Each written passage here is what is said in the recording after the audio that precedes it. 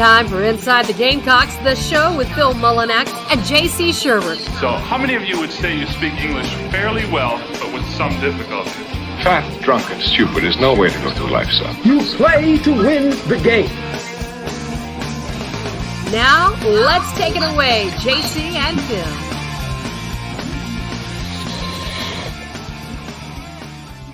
Happy Monday, everyone. J.C. Sherbert here, Inside the Gamecocks, the show, along with Phil Mullinax. Hour one presented by Cindy Sear-Foss, Realtor Caldwell Baker Kane in the upstate. You'll hear her ad later.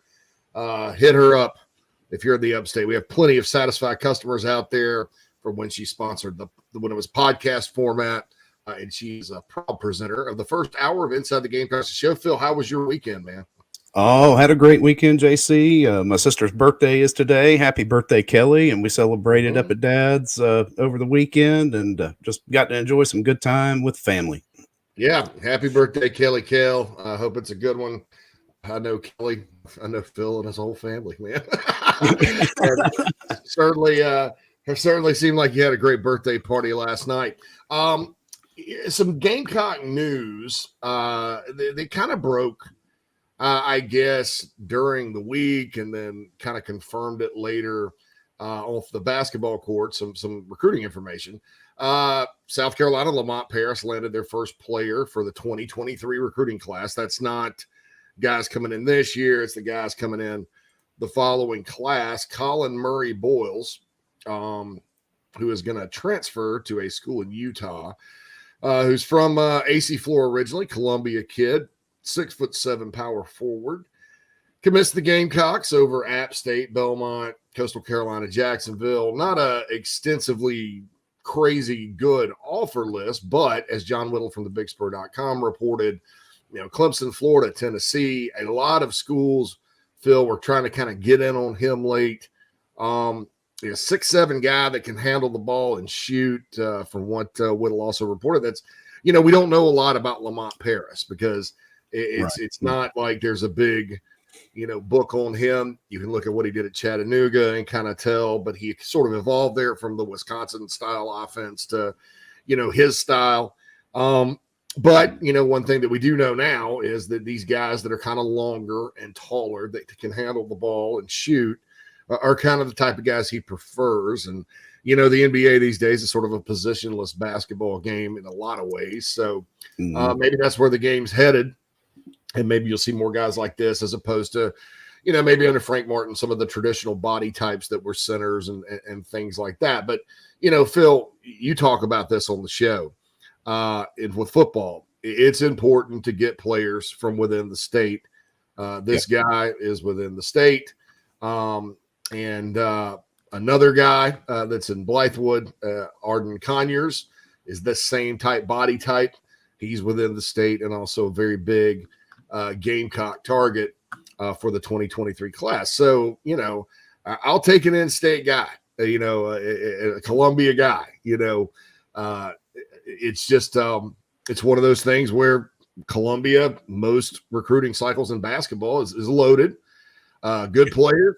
And so a lot of them have left and gone on elsewhere to have good careers. So I'll take this. I think there's a lot of discussion about it because of his offer list and things like that. But I'll remind everybody, basketball is not like football. It doesn't set up exactly like that, where schools will offer and then they'll fill up and then they don't have the spot. That happened with G.D. Jackson, for goodness sake. So it's the offer in hoops means something, no doubt. But right now at this stage, I don't know, Phil, that it's a telltale sign about how good Murray Boyles is or not. No, exactly.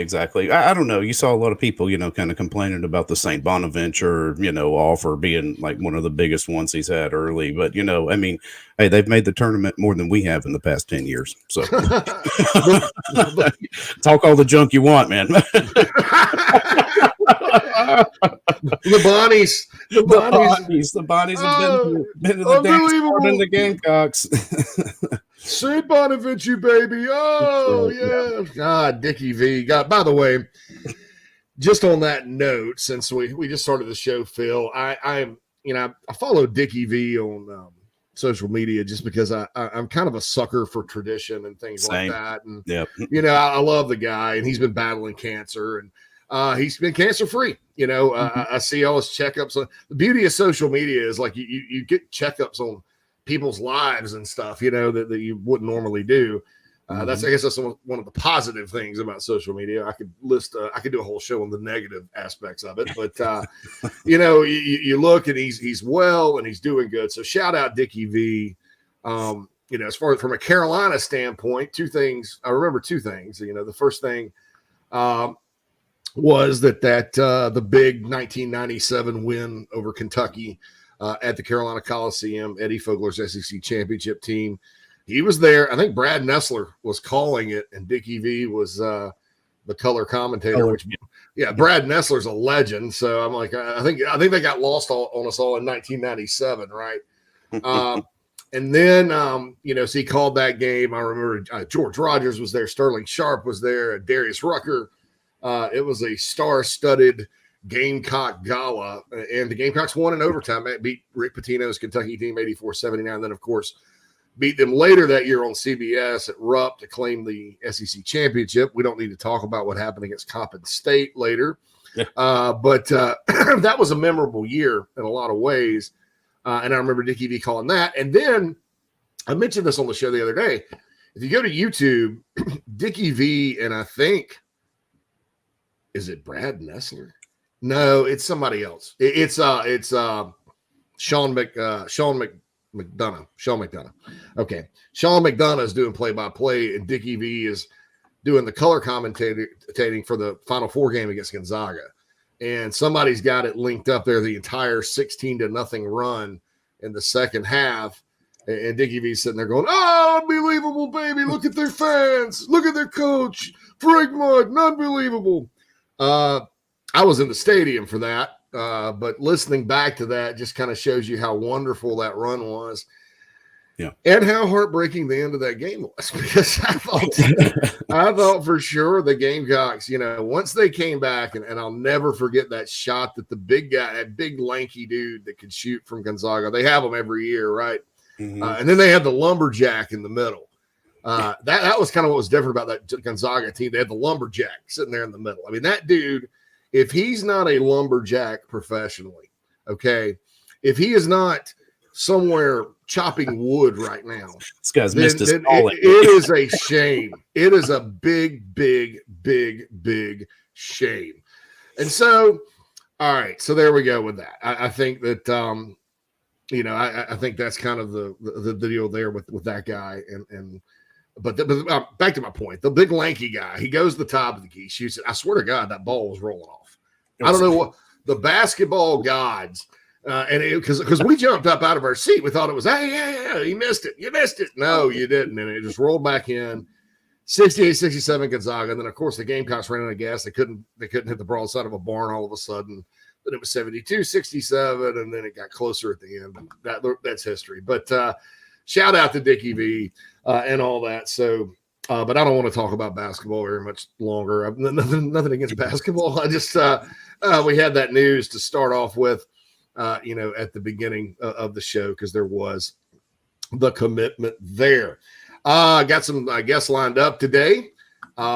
Chris Phillips from the Spurs Up Show will join us at the bottom of the hour. That's caused a lot of discussion, but I've been following Chris for about the last 9 months really closely, and our job here is to entertain and inform, and it's been entertaining and informative. So I think he'll be a good addition to the show. We're going to have a lot of different Gamecock voices on, and then in hour number 2, we're going to have Michael Bratton from That SEC podcast to talk about the Southeastern Conference, how he sees things. We'll talk some Tennessee. He's really close to that program, but he's really Mike is really in touch, I think, as well as one can be, Phil, with the intricacies of every program. I mean, this guy, he knows the depth chart at Mississippi State. He's there.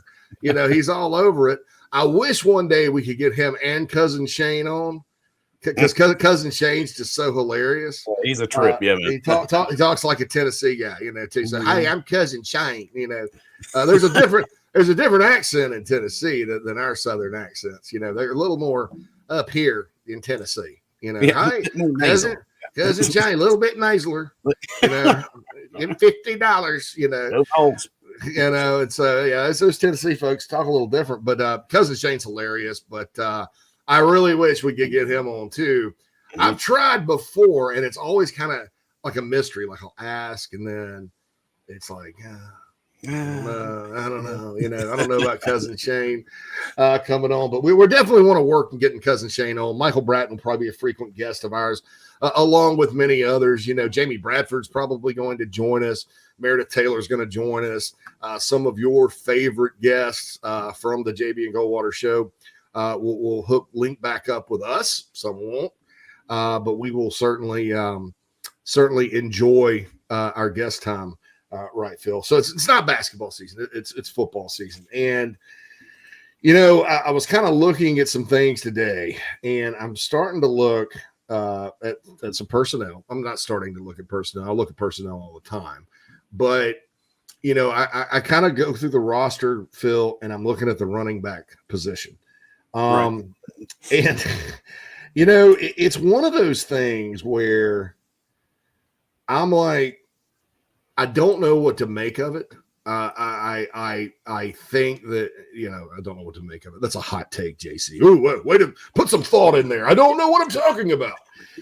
No, you know, I don't really. How are they going to use these guys? Is my question. Now, I thought that the running back usage last year, be it because of injury or nagging injury or you know, production or whatever. I wasn't all that fired up about the way they were used, but I don't know that's necessarily a coaching thing. It was probably out of necessity. I certainly think in the bowl game the usage was good. I thought that in the games Carolina won, Auburn and Florida down the stretch, the usage was good. And you know, and I'm not one of these people either that's like, well, if they're running for a lot of yards, that's good usage. But if they're not, that's bad usage. That's not really. I like the rotation a lot better, especially in the bowl where you'd hit them with Harris, and then boom, there goes Juju around the end. Or, you know, here's a keeper from DeCarrion or Jaheim Bell on that sweep to start with. I mean, I thought that was masterful. And I'm going to give Georgia some credit here because Georgia – when you look at the way they used their running backs last year, I thought that was a great job. And they always at Georgia have a pretty crowded backfield. But they have different backs that can do different things with different strengths. And they used them that way. And I think while Carolina's backs are fundamentally different than those Georgia backs, because, you know, Georgia didn't really have a guy like Juju McDowell and then this kid, Dante Little Turbo Miller, that a walk-on that transferred in from Columbia University, the pride of the Ivy League. Yeah. Also Dante Little Turbo's from Rockingham, North Carolina, where Melvin Ingram's from, by the way. So there's a little piece of walk-on trivia there. This guy's faster than Grease Lightning. I mean, and so he's creating quite a stir down there, you know, to open up practice too. So yeah. There's no doubt. You know, you read through what some of the other players are saying and things like that. So this guy, Little Turbo, I mean, I'm like, well, shoot. You know, I mean, this guy could probably, you know, make some things happen on the perimeter as well, just because of how fast he is. So nice Gamecock Cup, by the way, Phil. Thank you. Yeah, it's awesome. Way to represent with the set pieces there. Got to do it. I actually think in our house, we have a cup from Memorial Stadium, and with the orange. What'd you call it? The orange haze, the orange fog, the orange.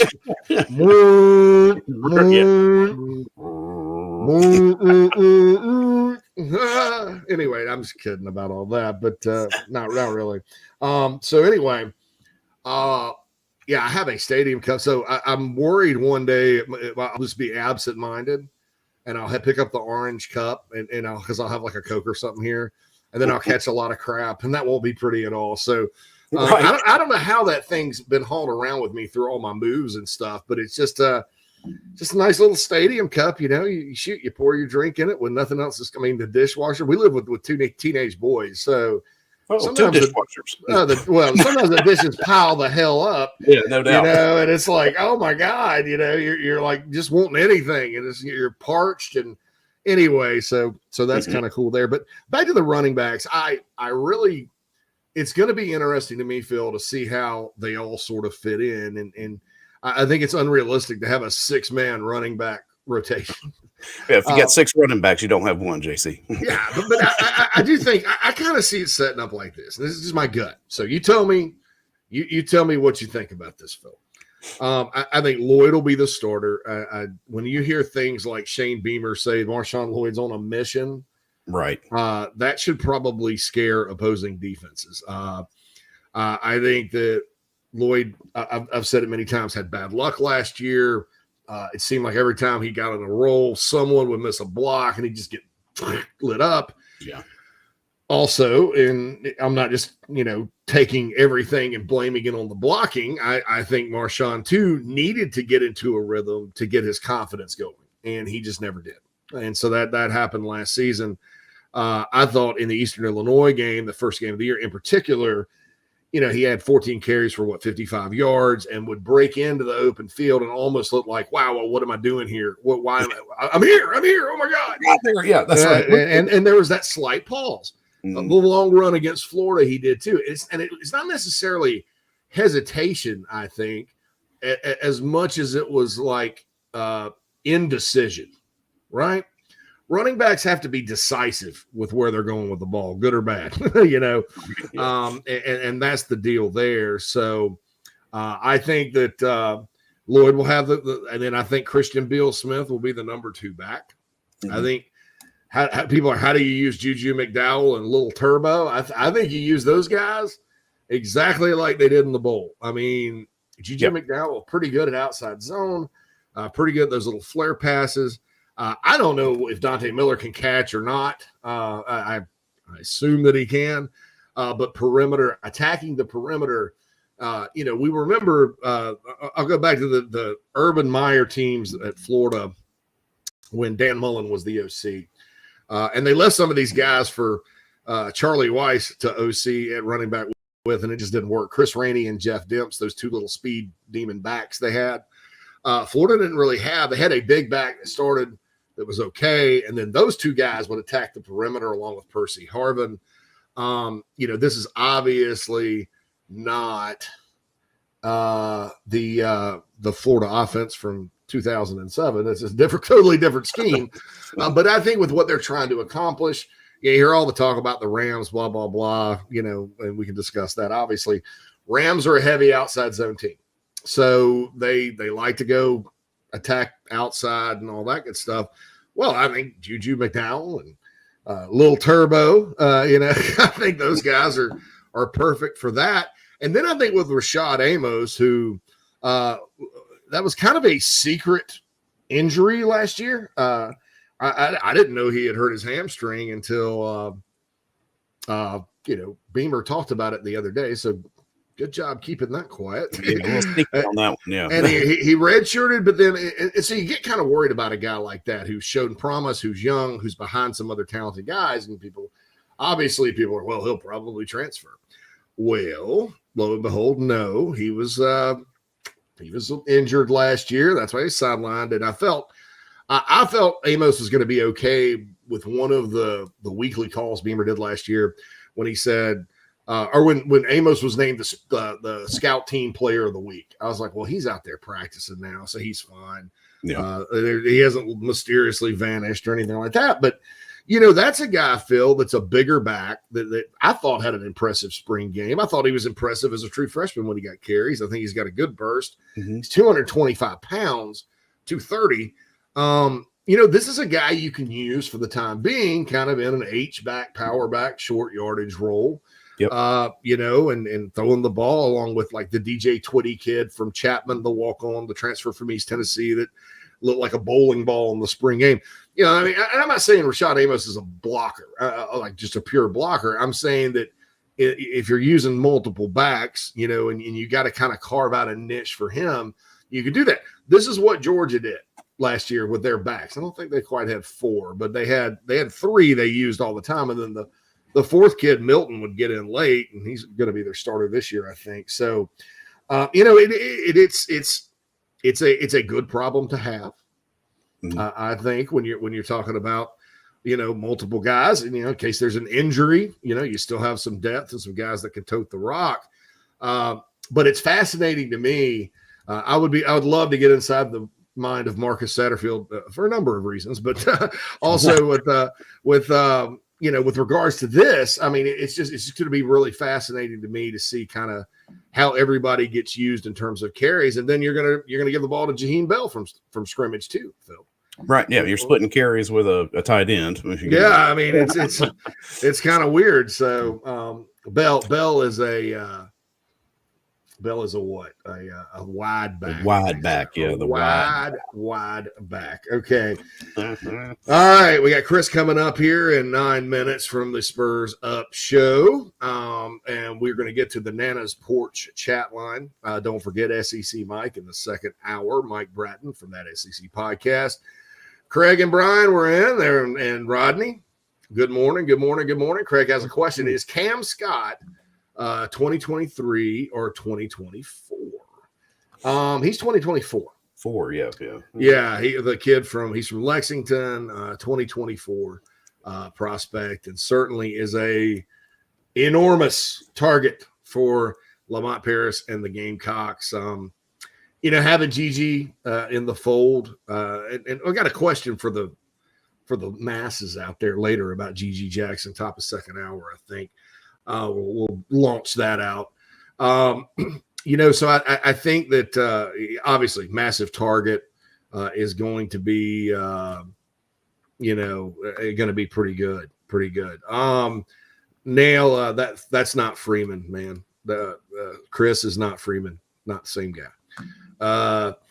Brian says, do you have a most important game this season? I think all of them. Georgia State, I don't know, Phil. You got to start off strong. I mean, it's I don't know, kind of scary from a defensive perspective too, with the questions in the run game last year going up against Georgia. Georgia State had the 8th ranked rushing offense in the country last year. Arkansas had the 7th, right? Right. I think this. I think if you're the Gamecocks and you're kind of looking, while there still are divisions, you're looking, because the divisions are going to go bye-bye here in a couple of years. You're looking for upward mobility, right? You're looking to climb, and you're looking to reverse some of these losing streaks against programs that, I mean, it's one thing to have a losing streak against Georgia or Clemson with where their program's at right now. It's quite another to have a 3-game losing streak against Missouri. Right. I mean, and no offense to Eli Drinkwitz in that program, but South Carolina routinely was beating Missouri and routinely was beating Tennessee. Tennessee's got a better history and tradition than the Gamecocks, but the past, 15 years, they've virtually been the same. The Gamecocks have been a little bit better, if you want to count big seasons. So, that's the whole thing there. So I think Missouri, Kentucky, Tennessee, Florida, I would circle those as games the Gamecocks definitely need to win. Nana's Porch chat line rolls on. Quantrell knows, says, saw Shane Beamer touch on how they don't get to scrimmage other teams in college football. Any reason as to why they don't? NFL, college basketball, and others do. Yeah, man, I'd love that if it would happen. There's been all kinds of ideas. Maybe the spring game is a scrimmage between, an FCS team and somebody. The problem with like getting together with Georgia Tech and scrimmaging is that the climate we live in, it's like so results oriented. I mean, Frank Martin lost an exhibition game to Augusta College. Like, gosh, it was the year they went 16-16 and kind of rallied to finish 4th in the SEC, but had a terrible start to the year. So I guess that was prophetic in a lot of ways, but everybody wanted to fire him for losing the exhibition game. I mean, let's say you go out and you scrimmage. Let's say they scrimmaged, Georgia Tech, and the Gamecocks have their first string in and are up 21-0. Okay. And then by the time you get to the fourth quarter, the Gamecocks are playing walk-ons, and those Tech walk-ons are just a little bit more in tune with what's going on than the Gamecocks. And Tech ends up winning 31-30. People are going to fire Shane Beamer for losing the scrimmage. I mean, that's the problem is that, you keep scoring those things. And so I think that's why coaches in college have stayed away from them. The injury factors there too. But you're right, Quantrell. I mean, this is the only sport where you don't have a practice game.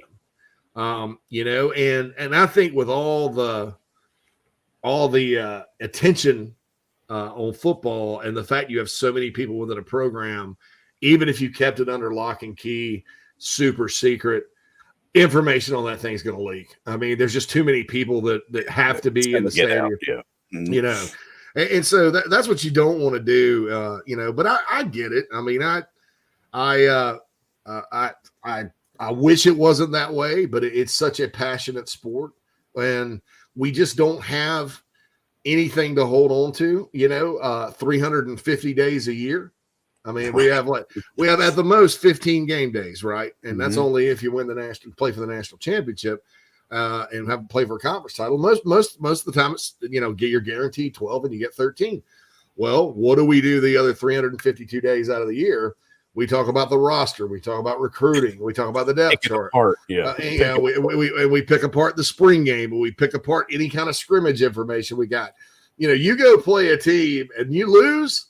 I can just see it now, so-and-so fired after loss in a scrimmage, in the preseason. So anyway, but that's a great question, Quantrell. I wish they would do it. I wish there was some way they could do it without maybe they do it like ASO soccer and don't keep score. Like for the little kids, do they still not keep score with the little kids? We're just going to go out and have fun and knock the hell out of each other for 2 hours. Let's just have fun. We serve orange slices after the scrimmage. No scorekeeping. That'd be great. Yeah, right. Yeah, it's crazy. All right, we got to get our first break. Chris Phillips from the Spurs Up Show coming up to join us to give his take on the forthcoming Gamecock season. If you haven't listened to Chris in a while, I would encourage you to stick around. He's been dropping some good stuff here for about like that last 8-9 months. I've been following it closely. Excited to have him on. We'll be back inside the Gamecocks, the show. After these messages, I'm going to keep saying after these messages, kind of like the message. After these messages. Just as your State Farm agent combines good neighbor service with surprisingly great rates, you can combine your home, auto, life, or small business insurance with Tony Pope State Farm Insurance today. And guess what you'll get? That's right, even more good neighbor service with surprisingly great rates. In fact, Tony Pope State Farm is your go-to agent anywhere in South Carolina, North Carolina, or Georgia for the service you deserve at the price you want. So try combining your home, life, auto, and or small business insurance today. Tony Pope State Farm has been in business for more than 30 years and can handle anything you need in the tri-state area. Once again, Tony Pope State Farm will help you mix and match perfectly. Call 843-851-2222 or visit tonypope.com today. Like a good neighbor, State Farm is there. If you're a listener, I feel strongly that if you're in the upstate and are in need of real estate services, Cindy Searfoss is your go-to person. Searfoss of Caldwell Banker Kane can help you with any of your realty needs right there in the upstate of South Carolina, Greenville, Spartanburg, Anderson, Oconee, Pickens, wherever you are. Cindy can help you with that. She's married to a diehard Gamecock fan, has been in the upstate for more than 35 years. Right there in my hometown of Spartanburg, Daniel Morgan Avenue. Contact Cindy, 864-414-5271, or email csearfoss, CSEARFOSS, at cbcaine.com, CBCAINE. That's Cindy Searfoss, a proud sponsor of the Inside the Gamecocks podcast. Check her out. We've already gotten several emails from listeners that are very impressed with her professionalism and her ability to help you with your real estate needs. 864-414-5271, Cindy Searfoss of Caldwell Banker Kane.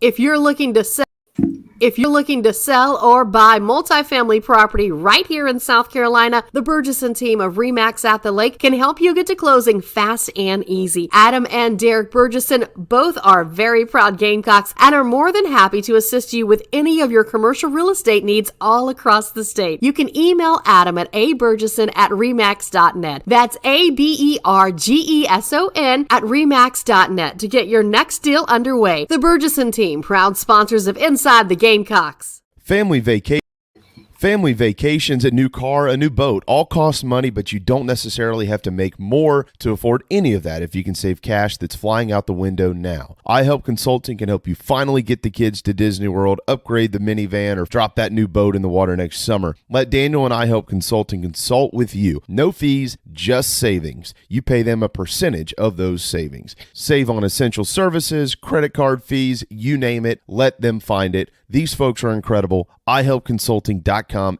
How can I help you? Attention golfers of all ages and skill sets. Former Gamecock golfer Meredith Taylor will be a full-time golf instructor in the Midlands of South Carolina very, very soon. You want to take advantage of this opportunity. If you're like me and you got to get a whole lot better at golf, or even if you're looking to refine your swing, Meredith is the person you need to go to. She's competing in her final USGA Mid-Amateur Tournament this summer before going full-time into teaching and coaching individuals. If you're in South Carolina, Meredith will be conducting in-person golf lessons at the Country Club of Lexington, half-hour, hour, on course. She'll play 9 or 18 with you. If you're out of state, though, this is really exciting. She'll be conducting virtual lessons. You can send in your swing for her expert analysis. Also, in November, she'll launch an online course with video instruction for all ages and skill levels. Meredith has 20-plus years of knowledge, former SEC golfer, all of that. So contact her on Twitter at MerTaylor, at MERTAYLOR, or go to McKellarEnterprises.org. McKellar spelled MCKELLAR, Enterprises.org. Her email's on the website, so you can connect with her for any other questions. Go get your golf game in order. Take advantage of Meredith Taylor and her services. All right, we're back. Joined by Chris Phillips of the Spurs Up Show. Chris, how's it going, man? JC, what's up, man? Phil, what's going on? Hope y'all are doing well, and I appreciate you having me. Good. Yeah, I know. I kind of didn't hit that break soon enough, so we'll have to go a little longer next time. I know you got to be off here in about 17 minutes, but I've been following your stuff, and I take it you're enthusiastic about this coming season. You've got some good takes and some good reasons why. Am I correct in that, or is it just give me your basic take on like the excitement or the feel about this coming year? Yeah, JC, I joke with people I wouldn't put Shane Beamer or Spencer Rattler's name on merchandise if I wasn't excited about them and behind them 110%. But no, I'm pumped, and I tell people all the time, I think Gamecock fans, I'm sure we try to preach perspective and let people understand, hey, it's just year two. This thing, it wasn't a rebuild when Beamer took over, but he's building the program actively, obviously, in recruiting, and it's going to take classes on classes on classes to get this thing where we all want it to go. But if you're a Gamecock fan, how can you not be fired up? And you should be excited, and I certainly am, and it starts at the quarterback position with Spencer Rattler. When you have a guy like that, we all saw the hype and the hoopla, and I think it took some of us by surprise, that level of hype at SEC Media Days. When you got a gunslinger like that and you've got the dude at quarterback for the first time in about a decade, that's really where it stems from. So, again, how can you not be excited? You saw Shane Beamer, Clayton White, this entire staff do more with less last year. On the defensive side, JC and Phil, I think you could look at and say Clayton White's got a more talented unit this year than he had last year, arguably. So, obviously the schedule's daunting. It is every year. Who cares? It is what it is. You're in the SEC. But, I think – overachieving in year one, winning your bowl game. It's so funny. The bowl games don't matter, crowd. I would argue that Mayo Bowl result would certainly go against that narrative, because I think certainly that's changed the entire outlook of the preseason, and just the positive momentum and the energy, and the last taste in Gamecock fans' mouth was a positive one. So again, you go into this year and obviously the infectious energy and momentum that Shane Beamer has and what they're doing in recruiting. You couple all that together, and how can you not be excited? See, I'm extremely hopeful. Again, I try to keep myself in check in regards to, hey, it is just year two. There's still question marks with this football team. And so I think it's unrealistic. I've said before, there's three ways to look at this season. There's the pessimistic view, there's the Garnet Glasses view, and then there's just a realistic, logical view. And I try to fall in that middle category as much as possible, which some people love, some people hate, some people are indifferent. But I try to remind myself, it is year 2. But this just, JC, as you pointed out before, this just isn't your typical year 2. When you add a guy like Spencer Rattler and Antoine Wells and Terrell Dawkins and Devontae Reed, and the list goes on and on. And South Carolina was able to, arguably better than any team in college football, utilize the transfer portal to their advantage. And you just look at the roster, it's night and day different from last year. And again, it starts at that quarterback position. So listen, man, I'm fired up. I'm excited. It's going to be a long 26 days until kickoff. It's going to be a fun, exciting season. And the opportunity is there for South Carolina, I think, to be sort of like last year's Arkansas. Why not take college football by storm? If you can hit 8 wins, God forbid 9, you know what I mean? I still think if you go 7-5 and maybe you pull an upset here or there, and, depending on how you win, it could still be a very successful season if you can get an 8th in a bowl game. But, I think if you're a Gamecock fan and you're not excited, I would question if you have a pulse, because there is a lot to about. Right, yeah. Unbelievable. Yeah, that bowl, Chris. And look, I think sometimes bowls, a few years ago, Alabama lost in the Sugar Bowl to Utah, right? Did that hurt? Nah, it didn't hurt them that much. But sometimes, depending on who you play and all that, I think that it's good, because I think, the North Carolina matchup's important. It's important for the University of South Carolina to beat them in sports, and then the things that happened, the things that we didn't see always during the season. Carolina ran the ball, 182 yards by Kevin Harris, 310 on the ground. Carolina threw the ball deep. Jaheim Bell, 5 catches, 159 yards, whatever, set the tone. They stopped the run on defense. Sam Howell had, 10 yards rushing? So I think the opponent and the things that happened in that game, and again, double-digit underdog. I mean, Carolina won 3 games. They were like at least a 12-point underdog.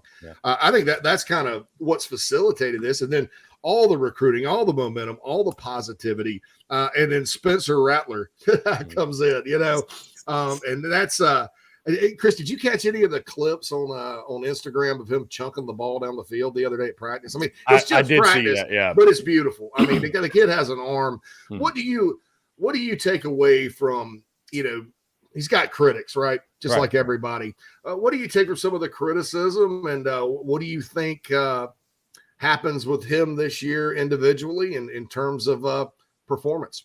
I think a lot of it's lazy, to be honest with you. Listen, I understand what happened last year in Norman. He lost his starting job, but the level of criticism that he's gotten from people, it's sort of baffling to me. And I think it's a lot of, honestly, what I think it is, it's a lot of rival fans and those that, the insecure self-identify themselves in all walks of life. And I think a lot of people just see the Gamecocks, good things, positive things happening for them, and they want to shoot it down or demean it in any way they can. And so they look at a guy and all they say is, well, he lost his starting job. And let's not act like he lost his starting job to some Joe Blow freshman. This was Caleb Williams, by the way. And why are we not giving more credence to what Rattler has said about the situation in Norman, that he said openly and publicly, yeah, it was toxic. I mean, most people feel like Lincoln Riley had one foot out the door and he was ready to go to Southern Cal from the jump. Nobody's buying that he just didn't talk to them and didn't know anything that was going on.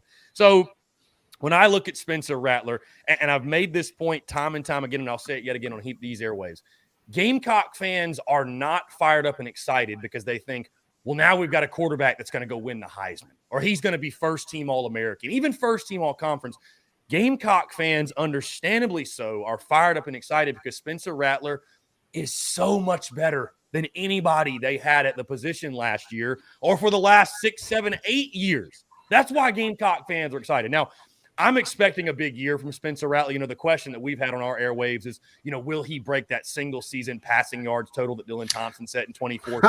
I think the 3,600 or whatever, I think that's a little aggressive. I'd like to think that South Carolina is going to be a much more balanced football team than that 2014 team was, right? They're going to want to run the football. They're going to be more of that pro-style type of offense. And you hope that Rattler does not have to throw it that much. You hope that offensive line is ready to pave the way a little bit.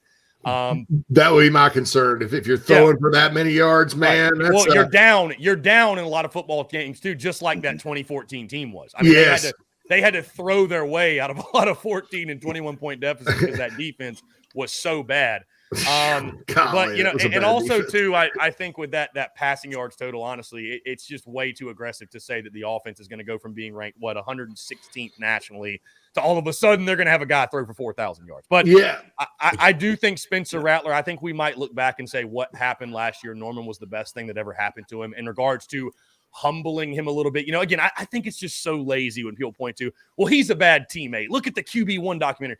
That was like 4 years ago. Like the guy was like 17. Like he's a kid, man. Right. If we had film on everybody when they were 17 and kids and they were in high, like there'd be a lot of people we'd be talking crap about. I thank God every day we didn't have Facebook and Twitter when I was in college, man. Phil, and I, we were kind of hanging out back then, dude. We're both glad that those weren't recorded. We're just so happy and thankful. I'm just thankful, that never occurred. I joked with Garcia last week that thank goodness Snapchat and Instagram and all that was. He was like, yeah, thank God, because I would have been all over the place. I would have went viral on a weekly basis. But no, I mean, to answer your question though, JC, I think that I think Rattler is set for a really, really good year.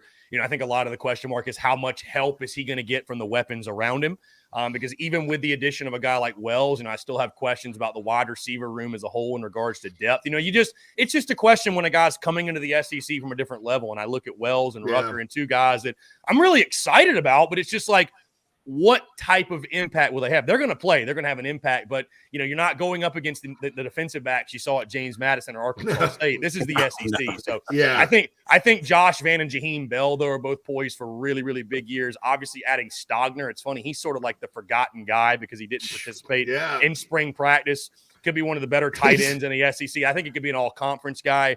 All comes back to the offensive line. I think if they give Rattler time and give him some sort of a running game, I think the sky's the limit. But I do expect a very successful year for him. And I'll tell you this, JC, because we're going to be talking quarterbacks on our podcast Friday. And you talk about what spells a successful season. And people want to label, well, this many touchdown passes, this many yards, even this many wins. For me, it all comes down to as long as Spencer Rattler is getting selected in the draft next spring, he had a successful year. Because you know what? He played good football.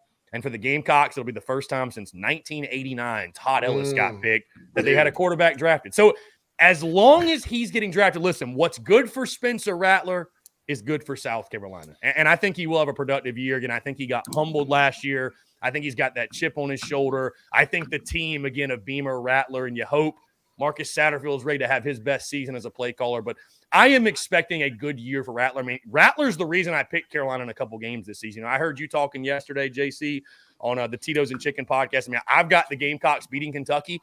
And simply put, one of my biggest reasons, I think Rattler will outdo Levis. And whether it's fair, unfair, if Spencer Rattler's the guy I think he is, Spencer Rattler doesn't lose to Kentucky. I'm sorry. And I know that's maybe not giving enough credit to what Stoops and them have done. He's done a fantastic job building the program. But to some degree, again, the game comes down to quarterback play. And the Gamecocks didn't get enough of it last year. And so I think there will be a game or two this season. Again, he can't do it all himself.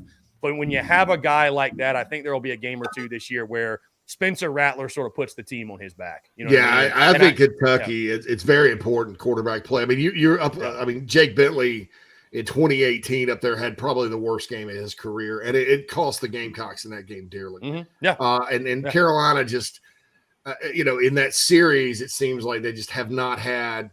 Number one, they give up a ton of rushing yards against those guys. Number two, they can't run the ball against those guys. So, and then Doty last year, I thought performed admirably. Some of the things that happened in the game last year against Kentucky weren't his fault, but you're right. Quarterback play makes all the difference in the world. I mean, those are the guys that make the plays when the game's on the line, right? Which makes year one of Beamer that much more impressive. The stat I heard from Satterfield was crazy. I don't know if you guys heard this too. I'm sure you did, but that 9 different players threw a pass last year for South Carolina. I mean, that's like baffling. That's baffling. Including, did he mention Jordan Birch throwing that pass? I was like, anyway. That was the worst play call I'd ever seen in my life until Mike Bobo ran a play action on 4th and 1 when he had Tank Bigsby in the backfield. Yeah, that's right. From his own 37 yards. Yeah, that Auburn play call was that one blew my mind. That was thanks, Mike. Thank you, Mike. Thanks, Mike. Yeah, thanks, Mike. Anyway, okay, so wrapping up here with Chris Phillips of the Spurs Up Show. Don't forget, if you want to catch the Spurs Up Show, it comes on here, and we overlap by an hour, but be sure to check it out at the Spurs Up Show on Twitter. I can give you all the information there. So Brian from the Nana's Porch chat line, right, says, does Chris have a most important game this year? I'll feel bad if it's Kentucky because we just talked about that one, but go ahead and take it away, man. Yeah, no, it's actually not Kentucky. I think that one is the biggest inflection point of the season because, again, I heard you guys talking about the schedule yesterday. And we actually just posted a clip about, I think Carolina to reach a 7-win or more season, which is kind of the target, right? 7 wins or more this year. I think you got to start 4-2 or better. I just think it's asking a lot of this football team to go into the bye week 3-3. You got A&M looming. You're going to be possibly 0-4 in SEC play. To think they're going to rattle off 4 straight SEC wins, it's possible. I'm not saying it's not possible, but I think it's more realistic. Split either Arkansas or Kentucky. I mean, maybe pull the upset against Georgia, but realistically split one of those 2 games. So I see it being the inflection point. For me, the most important game of the season is the home date against Missouri. And some people might look at that and balk. And when I look at most important game, JC and Phil, I say, what is the game South Carolina can't lose and have a good year? Because what last year proves, and granted, they lost to Missouri last year, don't get me wrong, but I just look at this schedule. You can lose to Arkansas, you can lose to Georgia, you can lose to Kentucky, you can lose to Tennessee, obviously A&M, Clemson. It does not wreck your year. Now, obviously, you don't want to lose to all the teams I just mentioned, but you can lose those games individually, and it will not, wreck your season. I know a lot of folks are putting all their stock in that Arkansas game, and I understand being excited for it, but I would just caution people, don't throw the season away if Carolina goes to Fayetteville and loses to the Razorbacks. That wouldn't be a game to be ashamed about in a close loss on the road. But I just look at that Mizzou game. Mm-hmm. It's the Missouris and the Kentuckys of the world that you need to start beating on a consistent basis. And you look at Kentucky, hey, in Lexington, you're going to be an underdog most likely. Again, there will be no shame in losing that ball game, at least from a conference-wide or even a national perspective. Mm-hmm. But Missouri has a 3-game winning streak against you. And I would argue last year's loss to Mizzou was the most baffling loss of the season. I thought so too. I'm with you there. We're talking about a Mizzou defense that ranked 14th in the SEC in rushing defense. They gave up 227 yards per game, and you ran for 56 yards. 250 total yards in that game. Right. It's homecoming as well. To me, that's just one that, again, just because you beat Mizzou doesn't mean you're going to win 9 or 10 games this year. But if you lose to Missouri, I think that guarantees that you had a porous season. You're fighting to get to 6 wins. It's just one you have to have. And I know for a lot of people, it's a kick in, check it off. And normally for me, it probably would be. But the fact of the matter is, you've lost 3 straight to them. So it's how can you just throw it in the win bucket?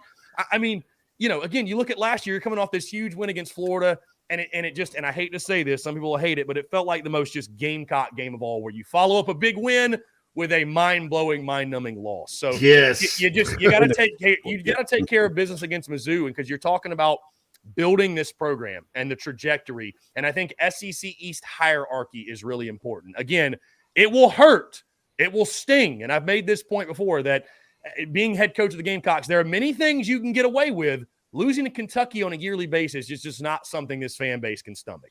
Yeah. Right? But you look at their program, what they've done, got to go on the road. Lexington's been a tough place to play. I could live with it. I don't think anybody can live with a loss to Missouri on your home field. So for me, that's the one. And I labeled, just going back to last year, my logic, I labeled East Carolina the most important game last year. And again, it wasn't because that makes sense. Yeah, it wasn't because you beat ECU, you're going to win 10 games. But again, it's what game do you have to win? Yeah, you can't have lose a chance. It. Yeah, that's to have exactly. a chance in the season. So for me, this year it is that Missouri game. Yeah, Missouri, of course. Eli Drinkwitz is 3-0 against the Gamecocks, and going back to Appalachian State. Yeah, he lets everybody know it too. But, he's kind of Drinkwitz is sort of a smack talker. He's a little like a young Spurrier. And JC and Phil, I was just going to say, Missouri is just one of the many trends and streaks that South Carolina football needs to fix this year. Yes. It's crazy how many teams South Carolina has a negative streak or trend against. So a couple of those have got to get snapped. They snapped they had a weird losing streak for season openers. Snapped that last year. Snapped thank God, the North Carolina teams from North Carolina losing streak. They're back on a winning streak there. But there are some, especially those divisional games. Chris, really appreciate it, man. That woke me up. This segment did, so I'm fired up now, man. I appreciate you coming on. Looking forward to being on with you later this week, and we'll make a habit of this. All right. Yeah, man. JC, I was going to say, I appreciate you having me on. Phil, appreciate you having me on as well. And again, Yes, JC, sir. I'm looking forward to getting you on every Thursday, man. I think it's going to be an awesome segment of content and fire everybody up, as we get into the season. So appreciate you guys. All For right. real. Thanks, Chris. Appreciate it. Take Chris care. Phillips, Take care. the Y'all have a good Spurs one. Up Show. Again, you can follow him on Twitter at the Spurs Up Show, at CPhilly19 is his other Twitter account. Boy, that was fun. Yeah, man. People, I like that. That's he's got some good takes and very good on that. I agree completely. Losing to Missouri would be bad. Like it's seen in Ghostbusters where it's like that would be bad. That would be bad. Yeah. Fuzzy on this whole good bad thing, Ray. I'm about Twinkie. Yeah, but what about the Twinkie? Did you tell him about the Twinkie? That's a Ghostbusters reference. All right, so so this is again hour number 1 of Inside the Gamecocks, the show. Mike Bratton from That SEC Podcast coming up next, man. Fired up about Mike and just fired up about all our guests in general, man. And going to take you now to the I Help Consulting mailbag. Dun dun dun. There's 2 ways to get an I Help Consulting mailbag. Number 1, you can tweet at us. At the Big Spur Pod. And we've got one from Gamecock Pastor on Twitter. And then we've got a question from Noah. And we got about 10 minutes before the top of the hour break. And we're gonna address these. JC and Phil, outside of Juju, who in the 2021 class do you think has the best chance of seeing the field a lot this year? So we're talking about high schoolers, Noah, or because like Jordan Strawn is probably a starter, David Spalding's probably a starter, Amarian Brown's going to play a lot, but all those were portal guys. I think you're talking about high school. Yeah, look, I mean, that was a small class. Yeah, Nick Barrett and Nick and TJ. I think the 2 defensive linemen are in line to play. I think Colby Fields probably would have played. Marcellus Dial's going to play a lot, but that's a JUCO. So. If you're talking about other high schoolers from that class right now, I would say just the high schoolers, because I know that's probably what you're asking about. Outside of Juju, I think it'd be TJ and or Nick. I think Carolina's deep at D tackle this year. They're going to rotate them. I'd be surprised if those guys don't get snaps in different areas. Sort of maybe like Boogie Huntley and Hemingway did last year a little bit. I don't know, because you got a lot of guys. I mean, you've got Zach Pickens, you've got Boogie Huntley, you've got MJ Webb, you've got Tonka Hemingway, you've got TJ Sanders, you got Nick Barrett. So they've got a lot of D tackles. And then this young kid, DeAndre Martin, who was a wide receiver in high school. And then just kind of, I guess you talk about reshaping your body, that's a little different, now look, I want to clarify that he was a wide receiver early in high school, and then he became a defensive lineman. But obviously, athletically, that guy's a freak. And he's coming up. Demetrius Watson from Fort Dorchester has a bright future at D tackle. That's why this year, I think the Gamecocks are only going to take 2 on the interior, 3 if they get a special one, right? Like an oversigned guy, because they're pretty good off there. So that's who I would say, Noah, from a high school standpoint. Timothy, got your not for air question, and I'll get that in the mail, man. Get that in the mail. Good day, mate. Let's put another shrimp on the barbie. So Gamecock Pastor comes in and says, and he is very prolific, Phil. We got to give a shout out to Gamecock Pastor. Oh, yeah, I love Gamecock Pastor, man. Yeah. Actually lives up in your neck of the woods in the upstate of South Carolina. So he says, how does this O-line class compare to those you've seen over the years following and covering Gamecock recruiting? And how does a strong O-line class such as this rank as a predictor of future success at any program? Oh, well, for the Gamecocks, I'm I'm a little speechless here because I'm trying to remember like the AJ Can class. Right. That's exactly where my head went. Who else was in that class? Yeah. Yeah. Well, all right. So AJ Can, that was Wolford's like class that his only class the first time around. So AJ Can, Ronald Patrick played in the NFL. Corey Robinson was a draft pick, was in that class. other than that, you probably had in the next class, Brandon Shell in 2011. He came in with Clowney, I believe. And so Shell and Can were obviously two really good ones, and Shell's still in the National Football League. So you look back on those classes recently. Now, I could go back and research it and go to the 80s and kind of see, because the 80s had some good offensive line classes. I think that at times when you looked at what Holtz had on the offensive line with, some Laurel Johnson and those guys, Brad Scott had a pretty good kind of backfilled him with good offensive linemen. You had guys like Shane Hall too that he brought in back in the day. So I'm thinking, I on paper, I mean, Phil, I think this is about as good as it's been, in terms of, awesome. of highly rated offensive linemen, just, stars and whatever. Now, I'll caution you. You say, is it a predictor of future success? In a way it is, because you always want to make sure you hit your numbers on the offensive line, and you want quality. And the Gamecocks have a lot of that and a lot of athleticism and a lot of upside with these 5 guys. But it's also kind of a crapshoot, this position. You look at the NFL draft, I think several of the first however many offensive linemen taken in the draft last year were like, all of them had a story. Like one was, I think, from Sweden and kind of went to Davidson College and then transferred and all of it. I mean, it was weird. It was weird. NC State got like one of those 3-star kids from North Carolina. That kid that got drafted high for them was not a decorated recruit.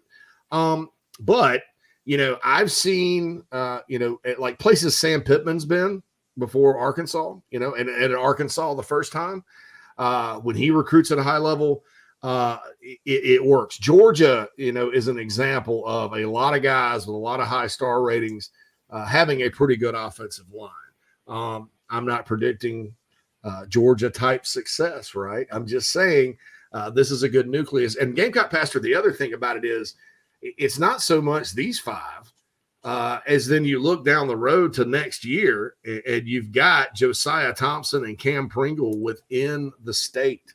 Right here at home. Yeah. Mm-hmm. So, I mean, I just and those guys, it's been since Brandon Shell, I think, since a no-brainer offensive lineman like that was in the state, or 2 of them pure tackle types. Marquis Anderson's good. Monroe Freeling, there's mixed opinions on, but he's good. I mean, he's a blue chip recruit, obviously. Guys like Jordan McFadden from Dorman who have gone to Clemson, who they flipped from Virginia Tech late. He ended up playing pretty good. I mean, he's a really good player for them. So there's guys that aren't highly rated that do pan out from the state. And Phil, here's another interesting nugget as we continue on toward the top of the hour. I did like a draft analysis of players from South Carolina who have gotten drafted from the University of South Carolina the last 20 years. And there's been actually a ton of offensive linemen. In state, and some of my buddies that are in the, they're not necessarily fired up about, especially offensive linemen from the upstate. They kind of have their geography that they like in terms of, who's a good O lineman and who's not. But I was surprised at that, Phil. I was surprised that the Gamecocks had had that many offensive linemen drafted. But when you think about what success we've had, I mean, it kind of correlates, especially if you're in the past 10 years, you're going to have good offensive lines if you're, playing in Atlanta or getting close. Yeah, exactly. And it's never going to be perfect there at that position. All right, top of the hour break here on Inside the Gamecocks, the show. Thanks to Chris Phillips of the Spurs Up Show for joining us today. That was a very energetic, awesome segment with a lot of good insight, I think. And we're going to get even more insight, talk a little SEC with at SEC Podcasts, Mike Bratton coming on. Also, we've got the chat line, Nana Sports chat line we're going to answer, and more of your mailbag questions. Once again, inside the Gamecocks at gmail.com. Hour 1 was sponsored by Cindy Bass Sear Foss. We'll have hour 2 for you right after these messages. If you're a listener, you know I feel strongly that if you're in the upstate and are in need of real estate services, Cindy Searfoss is your go-to person. Searfoss of Caldwell Banker Kane can help you with any of your realty needs right there in the upstate of South Carolina, Greenville, Spartanburg, Anderson, Oconee, Pickens, wherever you are. Cindy can help you with that. She's married to a diehard Gamecock fan, has been in the upstate for more than 35 years. Right there in my hometown of Spartanburg, Daniel Morgan Avenue. Contact Cindy, 864-414-5271, or email csearfoss, CSEARFOSS, at cbcaine.com, CBCAINE. That's Cindy Searfoss, a proud sponsor of the Inside the Gamecocks podcast. Check her out. We've already gotten several emails from listeners that are very impressed with her professionalism and her ability to help you with your real estate needs. 864-414-5271, Cindy Searfoss of Caldwell Banker Kane.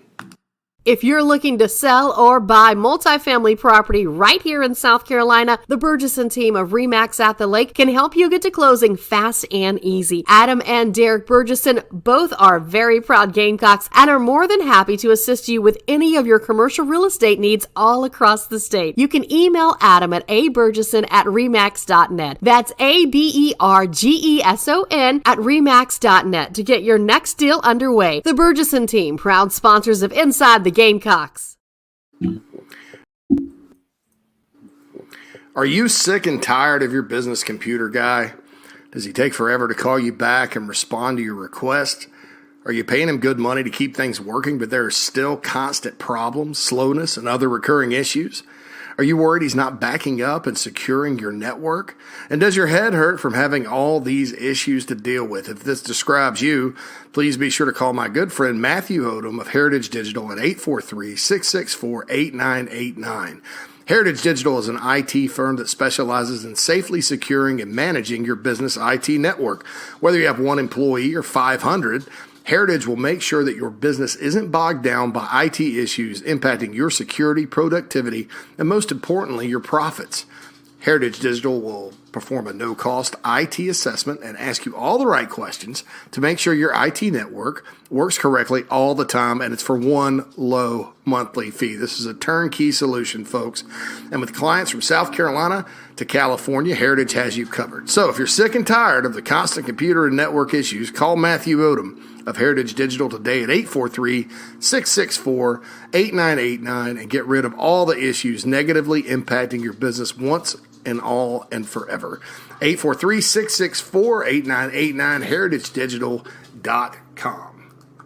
Family vacations, a new car, a new boat, all cost money, but you don't necessarily have to make more to afford any of that if you can save cash that's flying out the window now. iHelp Consulting can help you finally get the kids to Disney World, upgrade the minivan, or drop that new boat in the water next summer. Let Daniel and iHelp Consulting consult with you. No fees, just savings. You pay them a percentage of those savings. Save on essential services, credit card fees, you name it. Let them find it. These folks are incredible. iHelpConsulting.com. How can I help you?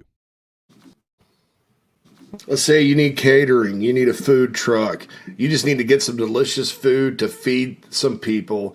Nana's Porch is the place for you. I've known Chris, the owner, for years now. They helped with the Big Spur Golf Tournament, catering it. It was delicious. I highly encourage you to go visit nanasporch.com. That's nanasporch.com right now to take a look at their services, their menu items, everything you may need for your event, the professionalism, the food, the taste.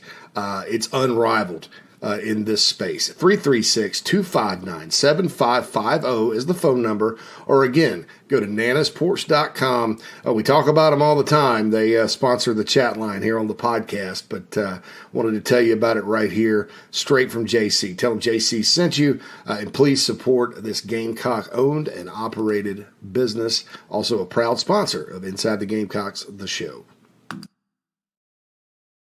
All right, back. Hour number 2 of Inside the Gamecock Show, sponsored by the Burgesson team, RE/MAX at the Lake. We certainly appreciate them.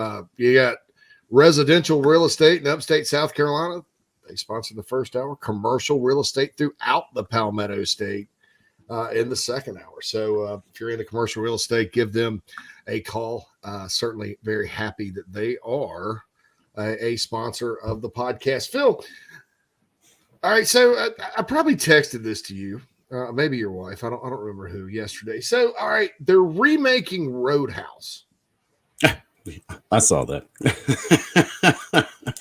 Just leave well enough alone at this point, JC. I mean, come on.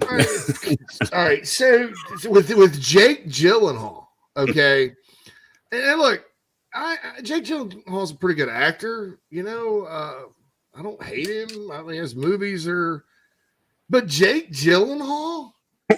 I mean, why are you doing it? I mean, why?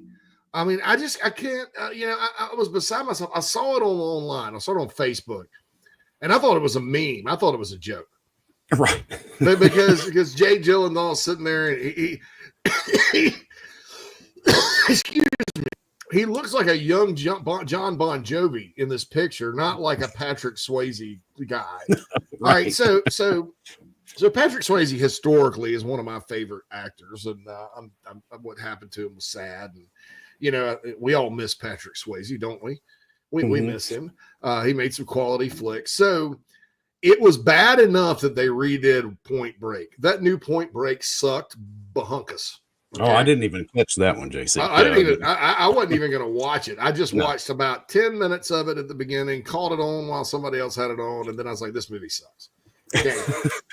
And I don't care what anybody has to say about you didn't give it a chance. Okay, I knew enough to know that sucked. Okay. The new Red Dawn was even worse. And it's hard to mess up Red Dawn because you're talking about an apocalyptic invasion of the United States by a foreign country. I mean, that's hard to screw up, Phil. Yeah, exactly. Yeah, they did. And so, you remake Point Break. I mean, how are you going to remake Point Break, dude? I mean, the Express. I mean, and so then I see this, and that was the last straw. That was the last straw to me. They're trying to erase Patrick Swayze with just garbage, and Hollywood needs some new ideas, man. I think all the good ideas are going to like TV, like streaming services. It's all streaming now, right? Yeah, and like a 10-part series and stuff, and all the bad ideas, outside of Marvel. And then, of course, Top Gun Maverick, which was not just a movie, it was like an event, I think, right. And was actually great. That movie, no problem with that. Hollywood there's just nothing out there. There's nothing there. I mean, it's just like, I wonder, who some of these people are that make these decisions and who the hell thought it was a good idea to remake Roadhouse with freaking Jake Gyllenhaal when you've already taken a dump all over Point Break and Red Dawn. Yeah, but at least you could get Sam Elliott to still play the same character because he looks the exact same as he did. He does. Hey, Sam Elliott looks exact same age. He's timeless. That's Sam right. Elliott. Very timeless. So anyway, just wanted to vent about that a little bit because I just I'm extremely pissed off. Because I didn't find out it was real. I texted to a friend of mine who's like in the filmmaking world, and I said, well, I was like, this has to be a joke. He's like, no, it's happening. No.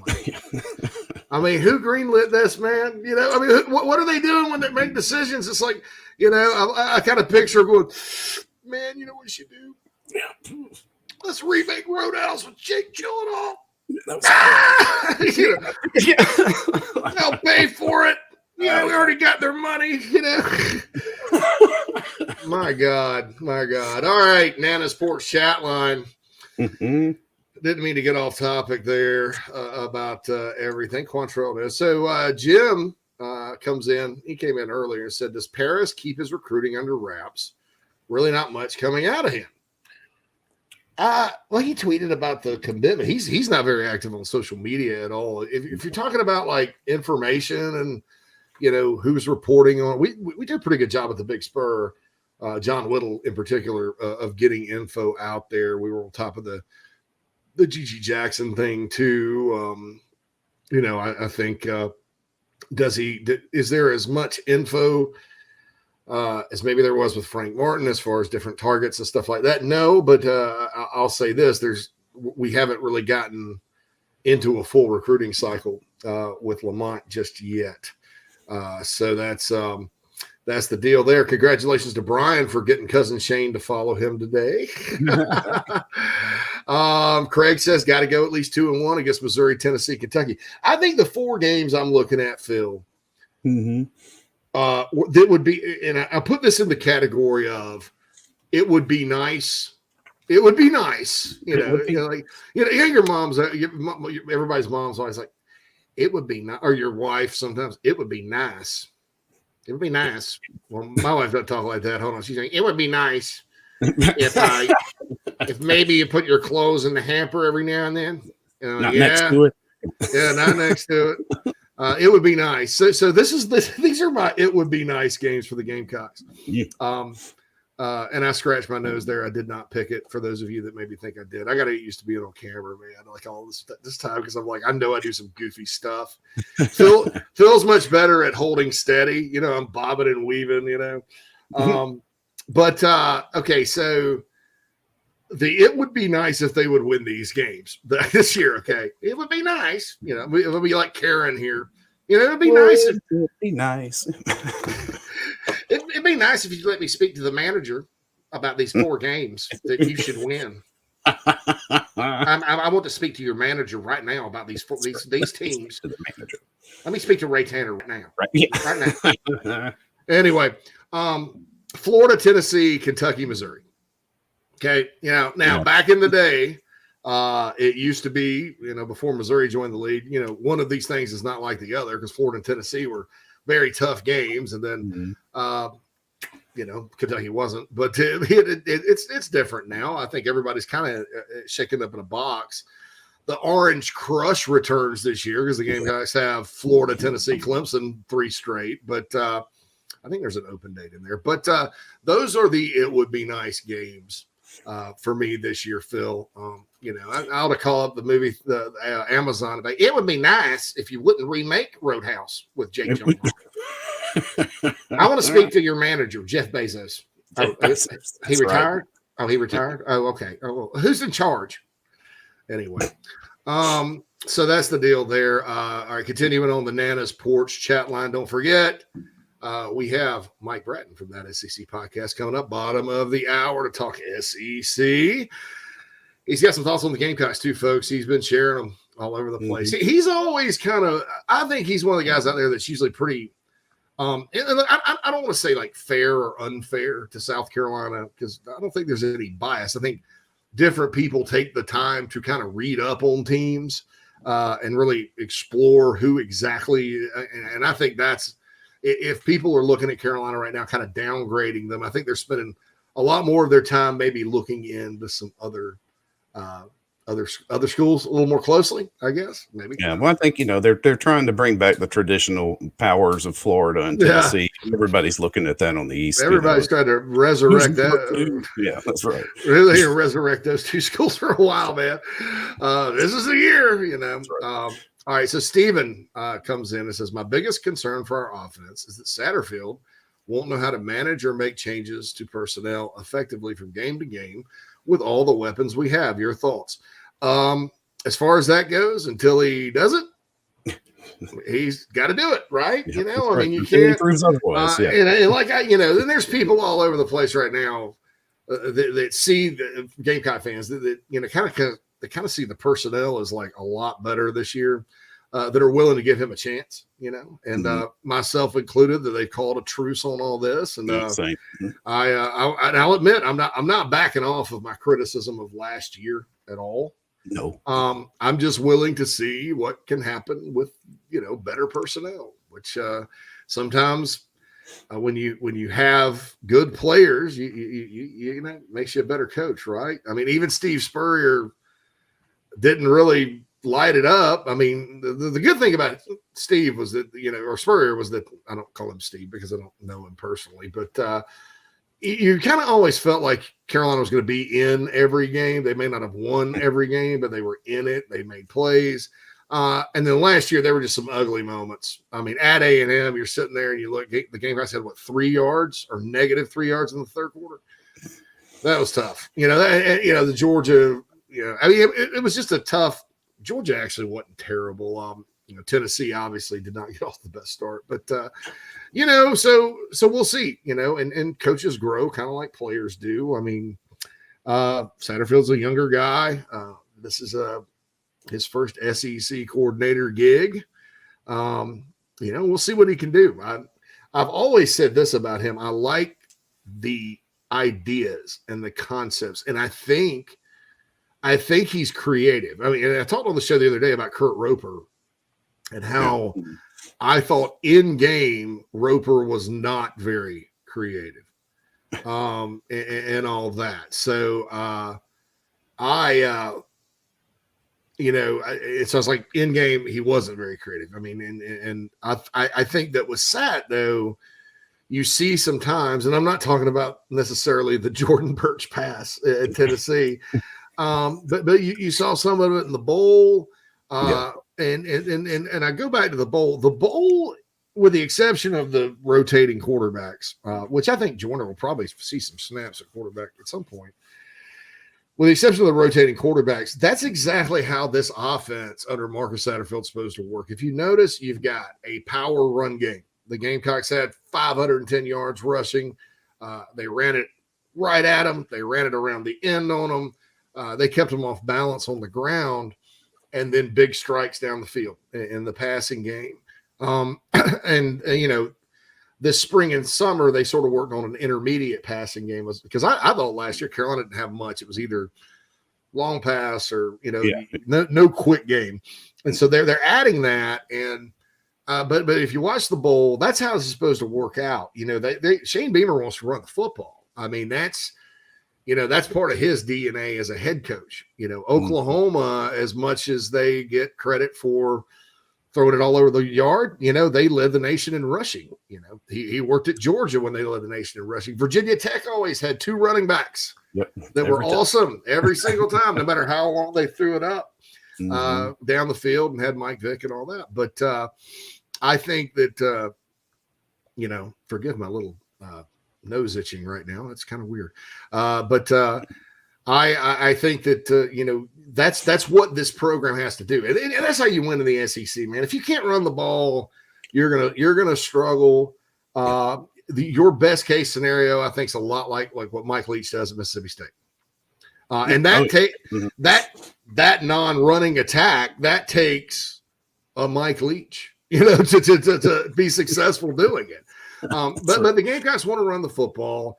They've got good running backs. They've got a veteran offensive line that's deep. So, well, it just stacks up, on the front line and with the running backs, like we were looking at earlier. I mean, to actually be able to have that game script that would be optimal, that you are going to run the ball.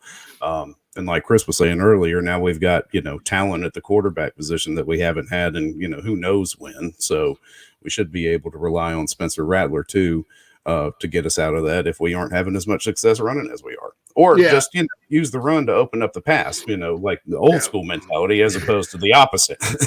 Well, and I think you brought up a great point there, Phil, with in terms of the running and the passing, right? Mm-hmm. Last year, I don't know, especially early on, because you look at what Eastern Illinois did, East Carolina did, Georgia did. Really, your Troys did it, and Tennessee. I mean, a lot of teams did this on defense. What they do is they maybe put roll kind of a little extra guy up in the box if they were worried about the Gamecock run game. And then on top of that, there's a lot of confusion up front and stuff like that, especially early. And so then with no passing game, how do you, or with a limited passing game, you're limited at receiver, you're limited at quarterback, you can't make them pay. If it were just easy, like everybody stacks the box, and that's what drove me crazy about the Missouri game last year that Chris was talking about earlier is, okay, Missouri crashed its ends the whole night to try to disrupt Jason Brown in the backfield and the run game and all that. Well, if it was that easy, everybody crashed their ends all the time. You have to have a counter for that. There's always a counter, right? Yeah, and so Clemson. I'll give you an example. Clemson always sells out to stop the run most of the time under Brent Venables, and boy, it was easy for them to do. I mean, because Carolina just did not have. I mean, Josh Vann goes down or gets injured, tweaks his hamstring that week. He's not available. That passing game just had no shot against them. But now with Rattler, with more receivers, all that, teams can't just sell out and stop Carolina's run game. So you become balanced. And I think that's the key to this offense. And what you shoot for is the balance. I mean, you have to be able to run the football. You have to be able to throw the football in today's day and age. And Carolina on paper has the ability to do that. So, so that Atkins, Stephen, I agree that's a concern. And it's a concern until it's not. But like I said, I called a truce on that, and I'm going to wait and see what he can do this year. Brian says, what are the chances we lose Braswell or Jaden Robinson? Heard their own flip alert. Robinson, watch it very closely. He did not flip to Florida yet. Florida has offered him. Would I say that I fully expect him to stay in the class? No. Would I say that I fully expect him to flip to Florida? No. I mean, some guys surprise you. I think a lot of the feeling is Carolina's got to really, I guess, I don't want to say work hard because they've been working hard, but, I think do some special things to keep him. I don't know. What I would do if I were them with him is I would just try to prolong the flip, then get into the season. And if Florida has a surprisingly good year, he's probably gone. And if not, and it's, because, man, sometimes those Gator fans, they can get a little toxic, and maybe you end up with him still. I mean, and the thing about this is, too, these days, if a kid's heart is at a certain school, you just need him to go ahead and go there, right? And if his heart's at Florida, he needs to go there because he comes to your school, the first sign of adversity that hits, and adversity always hits, Phil, with everybody. Oh, yeah. He's going back to where his heart was, right? And I think you can look at Lavoisier Carroll, who went to Georgia, as an example of that. Craig says, is Carolina still in it on Elijah Davis, the big JUCO D tackle? Unless you've read something this morning, Craig, that says he's eliminated Carolina or something like that maybe I haven't. Our Carolina's right there. You gotta battle Alabama a little bit, maybe Florida State on him. But I think Carolina not only is I guess in it, but I think he's a priority. I mean, I think he's a guy that really needs to be a priority in this class. I think he's really good. How about that? Joseph Claude Powell says, who is repping at punter? Just joined in. Also, any trickery with Doty or Joyner as a placeholder? I would probably, has Luke Doty held before? I don't remember him holding it all. I'm not sure. Because Kai Kroger's out, and I don't remember exactly. I don't know who exactly is repping at punter right now because Shane Beamer said the other day that, there's guys that can place kick and punt, et cetera, et cetera, et cetera. Mm-hmm. And the holder, though, because Kroger on several field goals last year, Kai Kroger saved the day because the snap was high or whatever, and he would jerk it out of there. So I'd probably, if I were the staff, I'd probably look at maybe maybe Luke Doty there or DeCarrion Joyner, one of the quarterbacks. So that's the kind of thing there. All right, the Nana Sports chat box is overflowing and pretty awesome today. So we appreciate the interaction as always. And I guess, Phil, we're about to get on with Mike Bratton, right? Should we go ahead and head off this break and then we'll come back, and if he's not quite in yet, he'll get in, right? Oh yeah, he'll get in. He's he's got everything he needs to get in, so he'll be in here soon. Sweet. All right, we will be back with Mike Bratton of that SEC podcast right after these messages.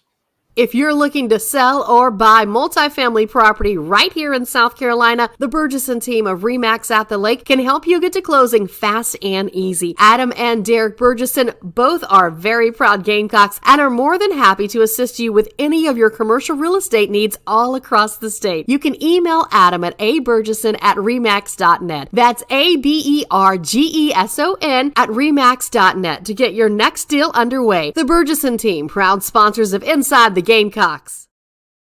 Attention golfers of all ages and skill sets.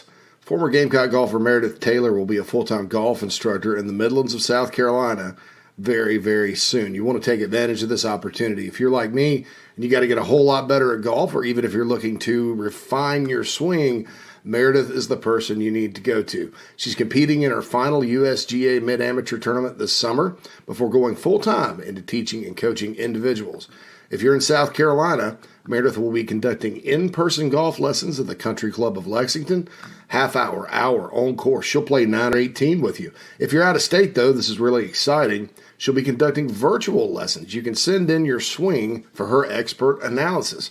Also, in November, she'll launch an online course with video instruction for all ages and skill levels. Meredith has 20-plus years of knowledge. Family vacations, a new car, a new boat, all cost money, but you don't necessarily have to make more to afford any of that if you can save cash that's flying out the window now. iHelp Consulting can help you finally get the kids to Disney World, upgrade the minivan, or drop that new boat in the water next summer. Let Daniel and iHelp Consulting consult with you. No fees, just savings. You pay them a percentage of those savings. Save on essential services, credit card fees, you name it. Let them find it. These folks are incredible. iHelpConsulting.com. How can I help you? Let's say you need catering, you need a food truck, you just need to get some delicious food to feed some people. Nana's Porch is the place for you. I've known Chris, the owner, for years now. They helped with the Big Spur Golf Tournament, catering it. It was delicious. I highly encourage you to go visit nanasporch.com. That's nanasporch.com right now to take a look at their services, their menu items, everything you may need for your event, the professionalism, the food, the taste. It's unrivaled in this space. 336-259-7550 is the phone number. Or again, go to nanasporch.com. We talk about them all the time. They sponsor the chat line here on the podcast, but wanted to tell you about it right here, straight from JC. Tell them JC sent you, and please support this Gamecock-owned and operated business. Also a proud sponsor of Inside the Gamecocks, the show. Are you sick and tired of your business computer guy?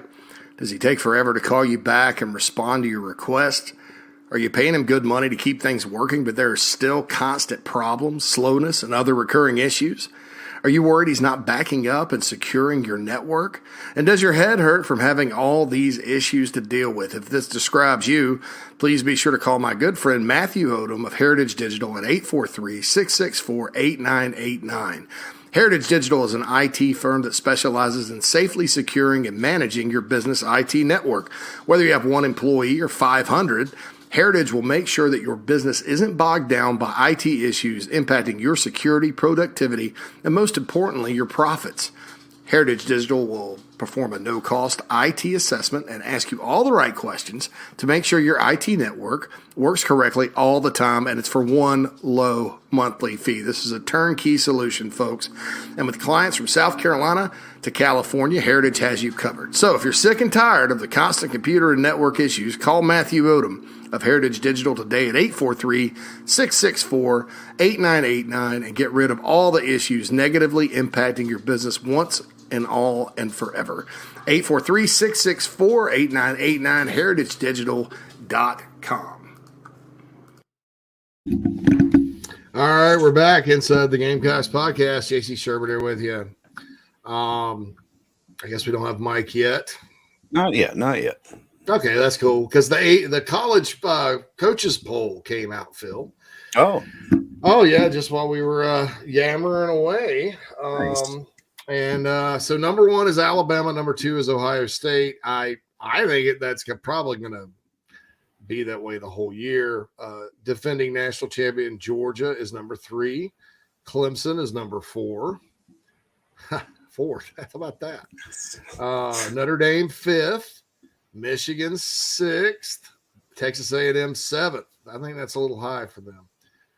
Utah is 8th. Utah would probably be who I'd have up there. Oklahoma 9, Baylor 10, Oklahoma State 11 with Mike Gundy. Mike Gundy. Come after me. I'm a man. By the way, Mike Gundy's brother, Cale, after 23 years at Oklahoma, got fired or had to resign because he had an inappropriate word on a screen that never kind of went into what it was, but you can imagine. And so Cale Gundy out of a job. Hey, I don't know many. I know some people that know him. He's kind of, I don't know, maybe a couple of times treated a friend of mine wrong. So I can't say I was sad about that, really. Oregon 12, NC State 13, Michigan State 14, NC State at 13. How about that? USC, Southern California 15, Pitt 16, Miami 17, Texas 18, Wake 19, Wisconsin 20, Kentucky 21, Cincinnati 22, Arkansas 23, Ole Miss 24, Houston 25. All the SEC schools are kind of bunched toward the back. Right. So riddle me this, Phil. Mm-hmm. NC State, let's say NC State was playing, and they did last year. They played Mississippi State in Starkville. Right. Let's say that game was going back to Raleigh, and they played Mississippi State, who's unranked, in the opener. I mentioned him earlier, Mike Leach, the Pirate. I think NC State would have a hard time winning that football game. Oh, I agree. And, even though we're of course, we're about to have Mike Bratton on, his deep dives into all the SEC schedules have really got me sold on the Pirate and what they got going on at Mississippi State this year. I think they are underranked. I think so, too. NC State, like one of the anonymous takes on them or whatever, and one of the talks on them is that program's never really been ranked highly, I guess, and not that they've always done better sort of as the surprise team. And there's something to be said for that. But, man, a 13 for NC State. Never thought I'd see that. I like Michigan State. I like Mel Tucker. The Southern Cal thing, I think, is just a hope and a prayer that they can outscore everybody. I find it funny that Pitt is 16th. And we were talking to Phil Steele on the JC and Morgan last week, Phil, and he's still bullish on Pitt, even though they lost Jordan Addison. I heard that, man. I was a little surprised about that, but that's they got a former Trojan quarterback, Keaton Slovis, who's sort of a gunslinging type guy, and they're 16th, the Pitt Panthers. How about that? So, I know it. So that's nuts. All right. So has Mike joined us yet, or we're not? Mike on in. Yeah. Here. Okay. Good. Come on in, Mike. Happy to have you. Ladies and gentlemen. Guys, can you hear me? Yeah. Hear you. Great, man. Good. Thanks for having me. Mike Bratton of That SEC Podcast. We got a request for you to say, "What are you doing, you big Gamecock homers?" I keep talking about wanting cousin Shane to come on too, man, because it's awesome. But Mike, we had SEC Media Days a couple of weeks ago, and this coaches poll just came out, and from the looks of it, based on this poll, and the coaches poll actually isn't what it used to be, right? It looks like the SEC as a whole, outside of the top usual suspects, and maybe A&M being a little high, is a little bit disrespected. I mean, you got multiple Big 12 teams, Pac-12 teams, ACC teams, and Big 10 teams ranked ahead of, what normally is about the top 6 or 7 in the conference. Yeah, hey, breaking news. So this is real live reaction. I did not know that, JC. I was working out. I got to get myself going to get for these interviews. So I'm looking at it right here. And yeah, I mean, A&M 7, I disagree with that. Let's see. I think A&M should be closer to 15, maybe, right around top 10, in my opinion. Mm-hmm. Kentucky 21, that feels about right. Arkansas should be a lot higher. I don't think Ole Miss, I know they had a great season. They don't have any business being ranked. I think Tennessee, you got to rank them. And I've said this before. I'm not just trying to suck up to you and your audience, but I think South Carolina should be ranked. And maybe they don't deserve that. I'm fine with them having to earn that ranking, but I would actually – I mean, you're telling me you're taking Houston over South Carolina on a neutral field? I sure as hell wouldn't. No, definitely not. Yeah, and that's my point. I mean, I'm like, look, no offense to Dave Aranda and Baylor, but if Baylor, let's say Baylor played Arkansas, I mean, like an old Southwest Conference get together, I don't know that I wouldn't take Baylor in that game. And I know they beat Ole Miss in the Sugar Bowl after Matt Corral got hurt, blah, blah, blah, blah, blah. And Aranda's a good coach, but, I certainly wouldn't take NC State over just about every team in the SEC except Vandy.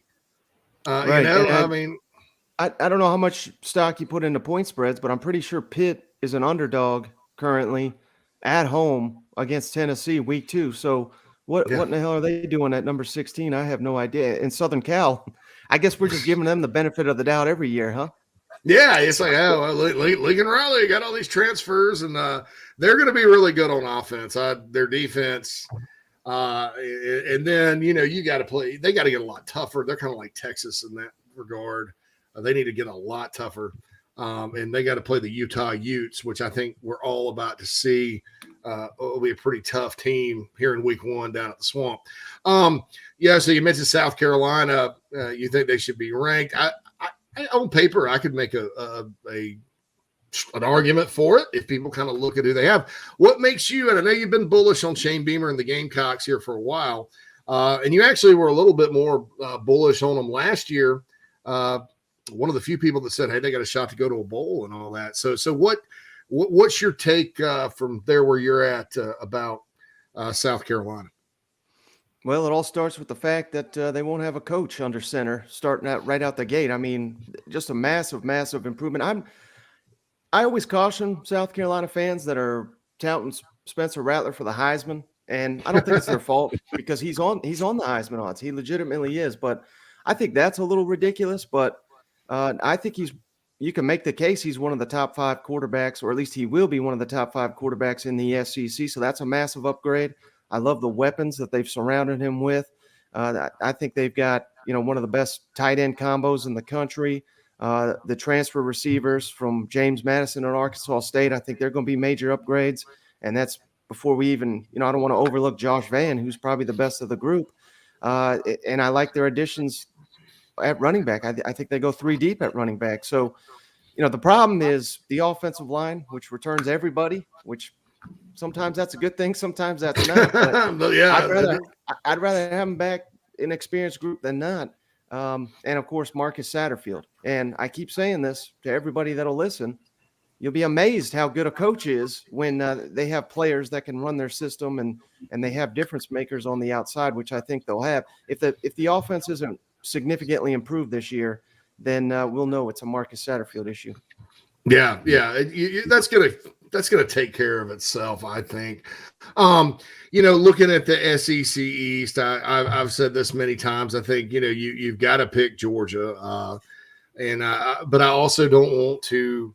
I think sometimes we had a guest on earlier that called a take lazy, and I think sometimes it's a somewhat of a lazy take to look at massive amounts of talented players, right? Leaving a program and then looking at the recruiting rankings and just going, well, they're going to reload like Alabama. There's been one Alabama in our lifetime, right? And I'm not saying Georgia can't be the next Alabama, but you lose that many freaks. And Mike, they were freaks. I mean, look at their numbers from the combine, Trevon Walker. I mean, all the way down. I mean, Nakobe Dean didn't even go in the first round, which I thought was a joke, but that's one of the best linebackers I've ever seen in my career, right? Mm-hmm. So I don't want to downplay their losses, but I do think when you look at the rest of the East, you still got to go with Georgia.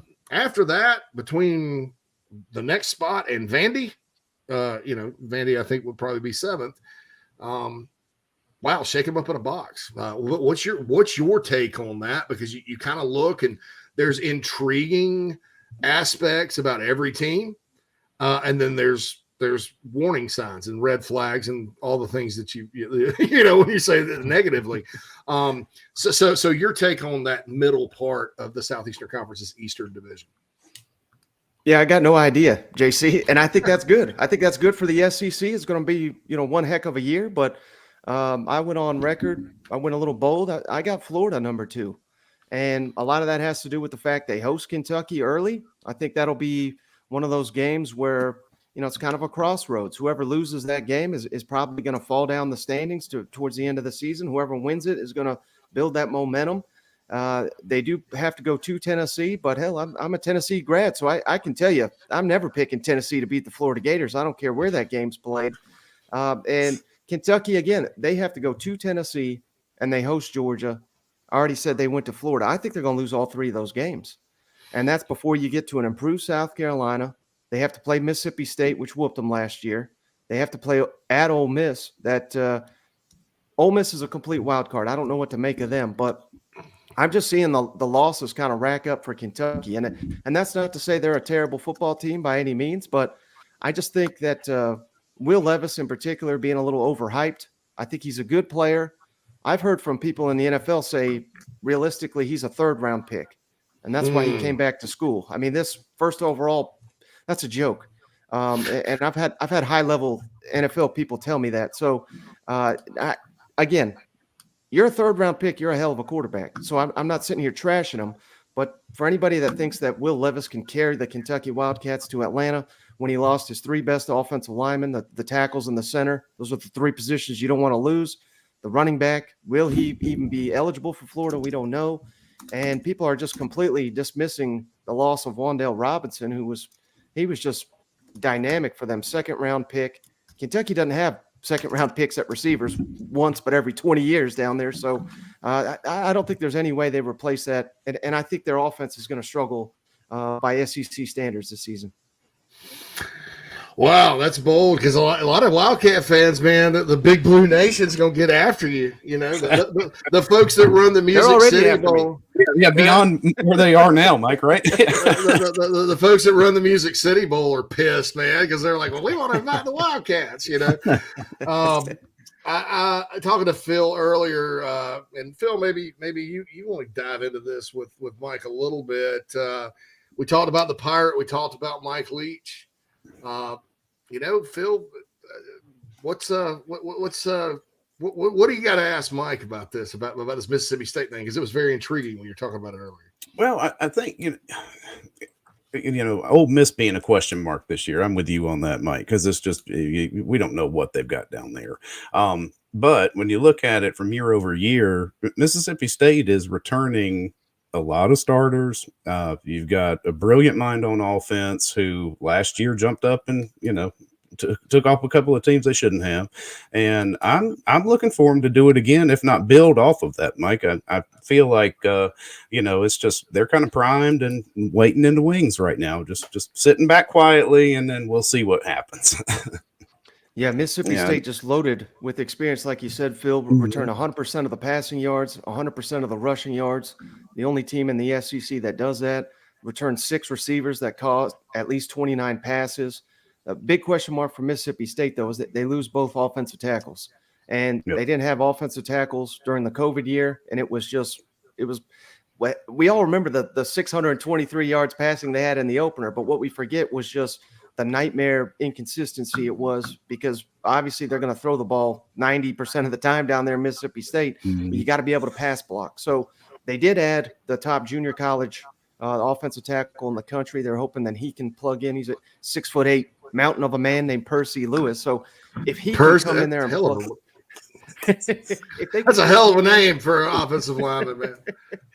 The offense should be one of the best. I'm right there with you. I think we just overlook Mississippi State for whatever reason. I guess I don't know, because they're supposed to be dead last in the West every year. But Zach Arnett, I think, is a heck of a defensive coordinator. I think he does tremendous work with, he doesn't have many elite players to play with, but he gets a lot out of that group. So I'm right there with you. I think if they can beat LSU in Death Valley, which is a tough ask, I think they're going to be 4-0 to start the year. Wow, Mississippi State, the Pirate, man. I'll never forget that in the pandemic year, opened up the season, and I was like, I think Mississippi State's going to beat LSU because I don't think Bo Pelini knows how to defend this offense. And lo and behold, I was prophetic. I mean, the people I was hanging out with were like, because we were so ready for football to start that year. It didn't start at the end of September, and they were like, "My goodness, man!" My buddy, he's big Tennessee fan, Mike. He was like, "Goodness gracious, man, you're right." He couldn't believe that the Pirate won. And then they had the video where they had the bandwagon, like an actual bandwagon. And like, you want to get on the bandwagon? Hell, hey, State. I love Coach O more than anybody out there. I'm sad to see that he's no longer in the SEC, but he did say they upgraded from losing Dave Aranda to Bo Pelini that offseason.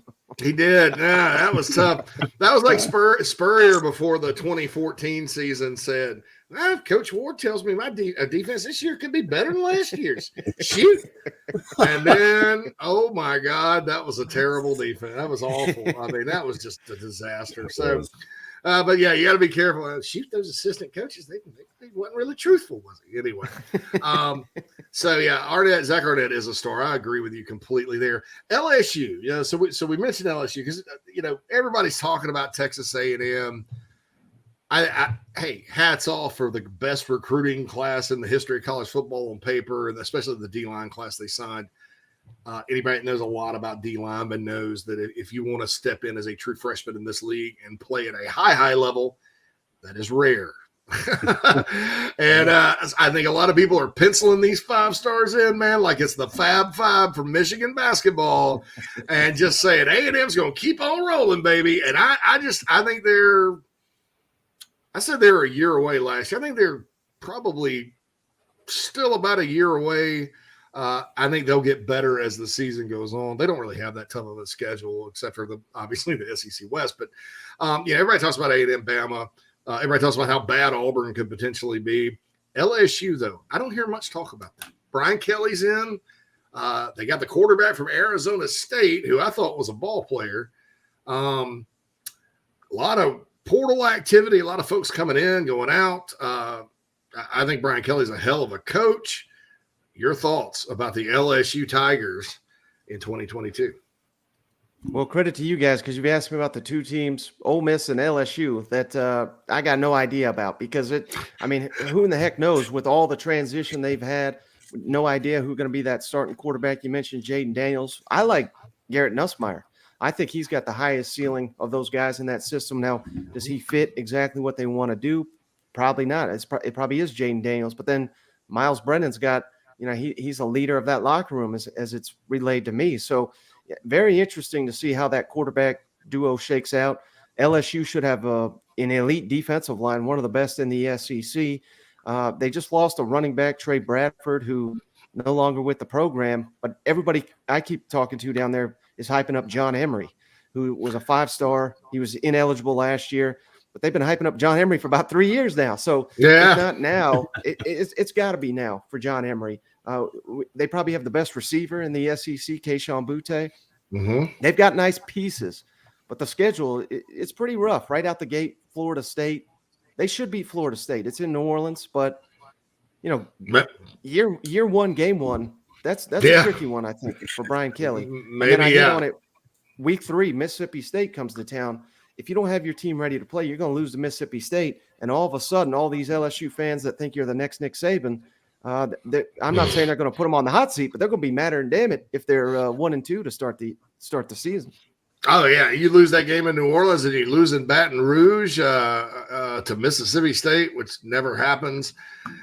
They got the Lobos, then they go to Auburn, and and I mentioned everybody's talking about how bad Auburn's going to be. If you look at the ESPN now look, this ESPN FPP whatever thing they do, I think it's garbage. By the way, it is. It's garbage. I mean, I don't know what they're thinking in some cases, but they had Auburn 10th in the country. They had Mississippi State 10th in the country last year in this thing, and then but if you also look at the blue chip ratio. 54% of Auburn's roster is made up of 4 or 5-star guys. I think they do have players. Here's my question to you about Auburn. Can they start 5-0? And here's the schedule. Mercer, San Jose State. Watch out for the Spartans, by the way. Penn State, that's a big game. Missouri, LSU. 5 straight at Jordan-Hare to open for the Tigers. Yeah, I'll answer that in just a second, JC, but you hit on something with the ESPN FPI. My favorite FPI story, 2019 LSU goes on a magical run. I think it's the greatest college team we've ever seen, most balanced team, 15-0, just beat the hell out of Clemson, Ohio State in the playoff. Do you know at the end of the season, ESPN FPI's rankings? No. They had Ohio State, which they beat by like 40 points, number 1. Clemson, number 2, which they just trashed them in the championship game the day before. 15-0 LSU was number 3. That was their final ranking. So, yeah, to hell with the ESPN FPI, but you can look that up. Somebody needs to check their data, dude. Like, who's this guy that's doing it? I mean, I like to see this crew of motley. It's probably like that in Men in Black, the little slugs that smoke cigarettes. They're the ones in there doing, oh, ESPN, we love the FP pie, the FPP, what the hell ever. That's fine. That's just, oh, hey, man, Clemson finished number 2 and got the hell beat out of them. Oh, great, It is garbage. You're right. But, yeah, Auburn, 5-0. I've said that to people, but go ahead. 5-0, no, I don't think it's going to happen. And I don't even – that Penn State game is tricky. That's going to be one where they're nationally televised. They're going to be able to build a ton of momentum, no doubt. But I think the game I'm more interested in is that Missouri football game. Really? I think Missouri is going to have a lot on the line there. I think Missouri's being slept on a little bit. I don't know if you guys, if you follow SEC StatCap, but I've had him on my show, and he runs the numbers on all these guys. Brady Cook, we didn't see much of him last year, so it is a small sample size. You got to take that into consideration. But according to his metrics of how he grades these quarterbacks, he says Brady Cook, there's only 5 quarterbacks he puts in elite category based on last year's film, and Brady Cook is one of them. So, again, very, very small sample size, only like a game and a half tape. So take that, with a grain of salt. But if he is the guy, and if he can produce in that system, I think there's a real chance Missouri goes down there and upsets Brian Harsin, and that's going to start the clock on how quick they can run him out of town. Yeah, and that's before the LSU game. So I think it's very, very unlikely that Auburn's 5-0. I got you. Missouri, of course, week 2, they got a big test crossing the border into the state of Kansas, I think for the first time since they've joined the SEC, to play Kansas State. That's not who they hate. Everybody wonders who Missouri hates. They don't hate Oklahoma. They may dislike Oklahoma, but they don't hate Arkansas. Regardless of how the SEC tries to facilitate that rivalry, they don't hate. I think they don't like South Carolina too much, but because they play for a trophy. But Kansas, the Jayhawks, that's their big rival. But they're going to Kansas State week 2. That Kansas State's very well coached. They got a very good coach. They beat Oklahoma, I think. 2 years ago. They're just still that tricky team, with the exception of the 3 years under Ron Prince. They've had that, and they replaced Bill Snyder with a guy that's a lot like Bill Snyder. So I think that's going to be tough.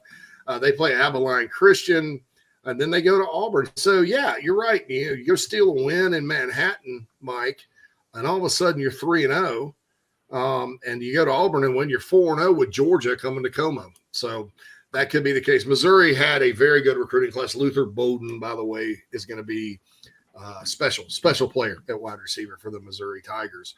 All right, wrapping up with Mike Bratton. Back to the Gamecocks.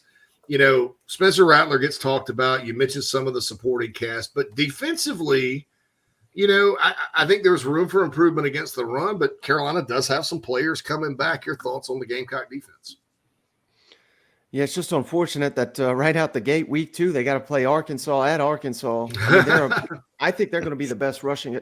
They were last year, best rushing attack in the SEC. Bring back 4 or 5 on the offensive line and top 3 running backs, and KJ Jefferson, who's probably the best running quarterback in the conference. So it's kind of a nightmare matchup.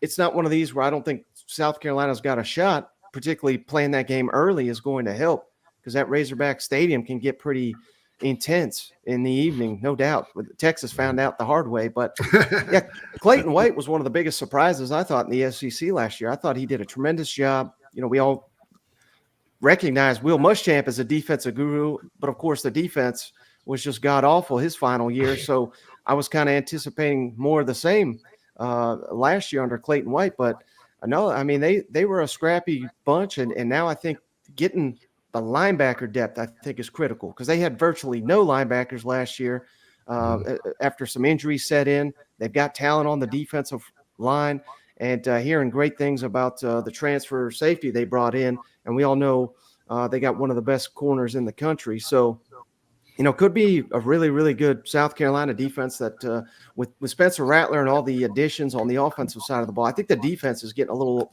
overshadowed in Columbia. Yeah, I think they need to stop the run. And like we said, I mean, you open with Georgia State. That was the 8th ranked rushing attack in the country. At Arkansas, that was the 7th. And then the Georgia Bulldogs come to town, and we know they're going to run the ball. I mean, and they were 36th, I think, last year running the football. So you're going to find out if this if this defensive rush defense is going to be better next year quickly. All right, Mike Bratton, that SEC podcast. Tell our audience anything special going on the podcast this week on you guys, and tell everybody where they can find it. Yeah, absolutely. The SEC podcast available on all YouTube. I'll be scheduled to find mom at 5 Eastern, 4 o'clock today, so that'll be pretty fun. It's pretty good. I go viral on one of those Find Mom appearances, but yeah, all camp and everything going on there. So we try to keep everyone up to date with what's going on in the SEC. All right, thanks, Mike. Have a good one, and all that, and we'll have you on again soon. Appreciate you, buddy. Yeah, man, thank you. Thanks, guys. Thanks. SEC Mike Bratton of that SEC podcast. Sorry about the audio there. I think Mike's connection, because it wasn't ours, because Phil's head was moving around and so was mine. But Mike got it. I think he said he's going to be on Feinbaum today. So yeah, I did not realize how much of a celebrity we just had in here. If you're going to be on Feinbaum, I was on Feinbaum one time after AJ McCarron. AJ McCarron said something about recruiting rankings, and I snapped back on Twitter about it. And Feinbaum had me on and asked me about it when I was working at 24/7 Sports. Only been on Feinbaum once, and that's fine with me. I don't all that. Now, Mike Bratton can handle the Feinbaum appearances. All right, I want to talk about something important before we get out of here, and that is Mayor McCheese. Yes. Now, okay, and I see I have my little figure here, like Mayor McCheese, okay? I have been searching for a Mayor McCheese figurine for a long time, but most importantly, I've been searching for a Mayor McCheese Halloween costume for ages. I found the figurine finally on Amazon the other day, so I'm happy. I think he's like the most underrated character in all of McDonald land. He's the freaking mayor. He's in charge. He has to like, rule over like a clown that colors rainbows, and then whatever Grimace is, and then he had the best playground equipment too. Man. Yeah, hamburger. You climb up in there and like you get. If it's summertime where we grew up, Phil, you get 3rd-degree burns if you go down the slide, But, I mean, Mayor McCheese is important to me. And I was just like, I'm glad I got this, but still can't find a costume. He's got to deal with the clown. He's got to deal with Grimace. He's got to deal with this guy that steals hamburgers, put him in jail. I don't know. I wanted to bring that up because I'll mention Mayor McCheese from time to time here. I'm probably going to put him up on the wall behind me beside my grandmother in my picture there. That's my grandmother, by the way, in the background. And that's me with Jackie Bradley and I think Scott Wingo beside the picture of my grandma. Anyway, so I wanted to bring that up. And yeah, SEC Mike always has a really a good in-depth, thought process about this. And it's interesting he's not buying Kentucky. I don't know. I mean, we talk all the time, Phil, about don't know what to make about this team or that. And that seems to be the answer around the SEC this year. Yeah. For most teams. I don't know, but I thought it was interesting. He's one of the few people that's not really bullish on the Wildcats this year. And they do have to go to Florida, where they've rarely won week 2. All right, wrapping up for today. Once again, appreciate the Burgess team at Remax at the Lake for sponsoring hour number 2 of the Inside the Gamecocks, the show of the Inside. It's JC. It's Inside the Gamecocks, the show. Once again, happy birthday to Kelly, your sister out there. Happy birthday to her, and certainly had a lot of fun chatting up with you guys. We'll have more great guests later this week, including Jamie Bradford, Meredith Taylor, probably John Whittle, maybe some other folks. Who knows what lurks in the shadows. Cast of thousands. And cast of thousands. All right, for Phil Mullinex, this is JC Sherbert. This has been Inside the Gamecocks, the show. Holler at you tomorrow.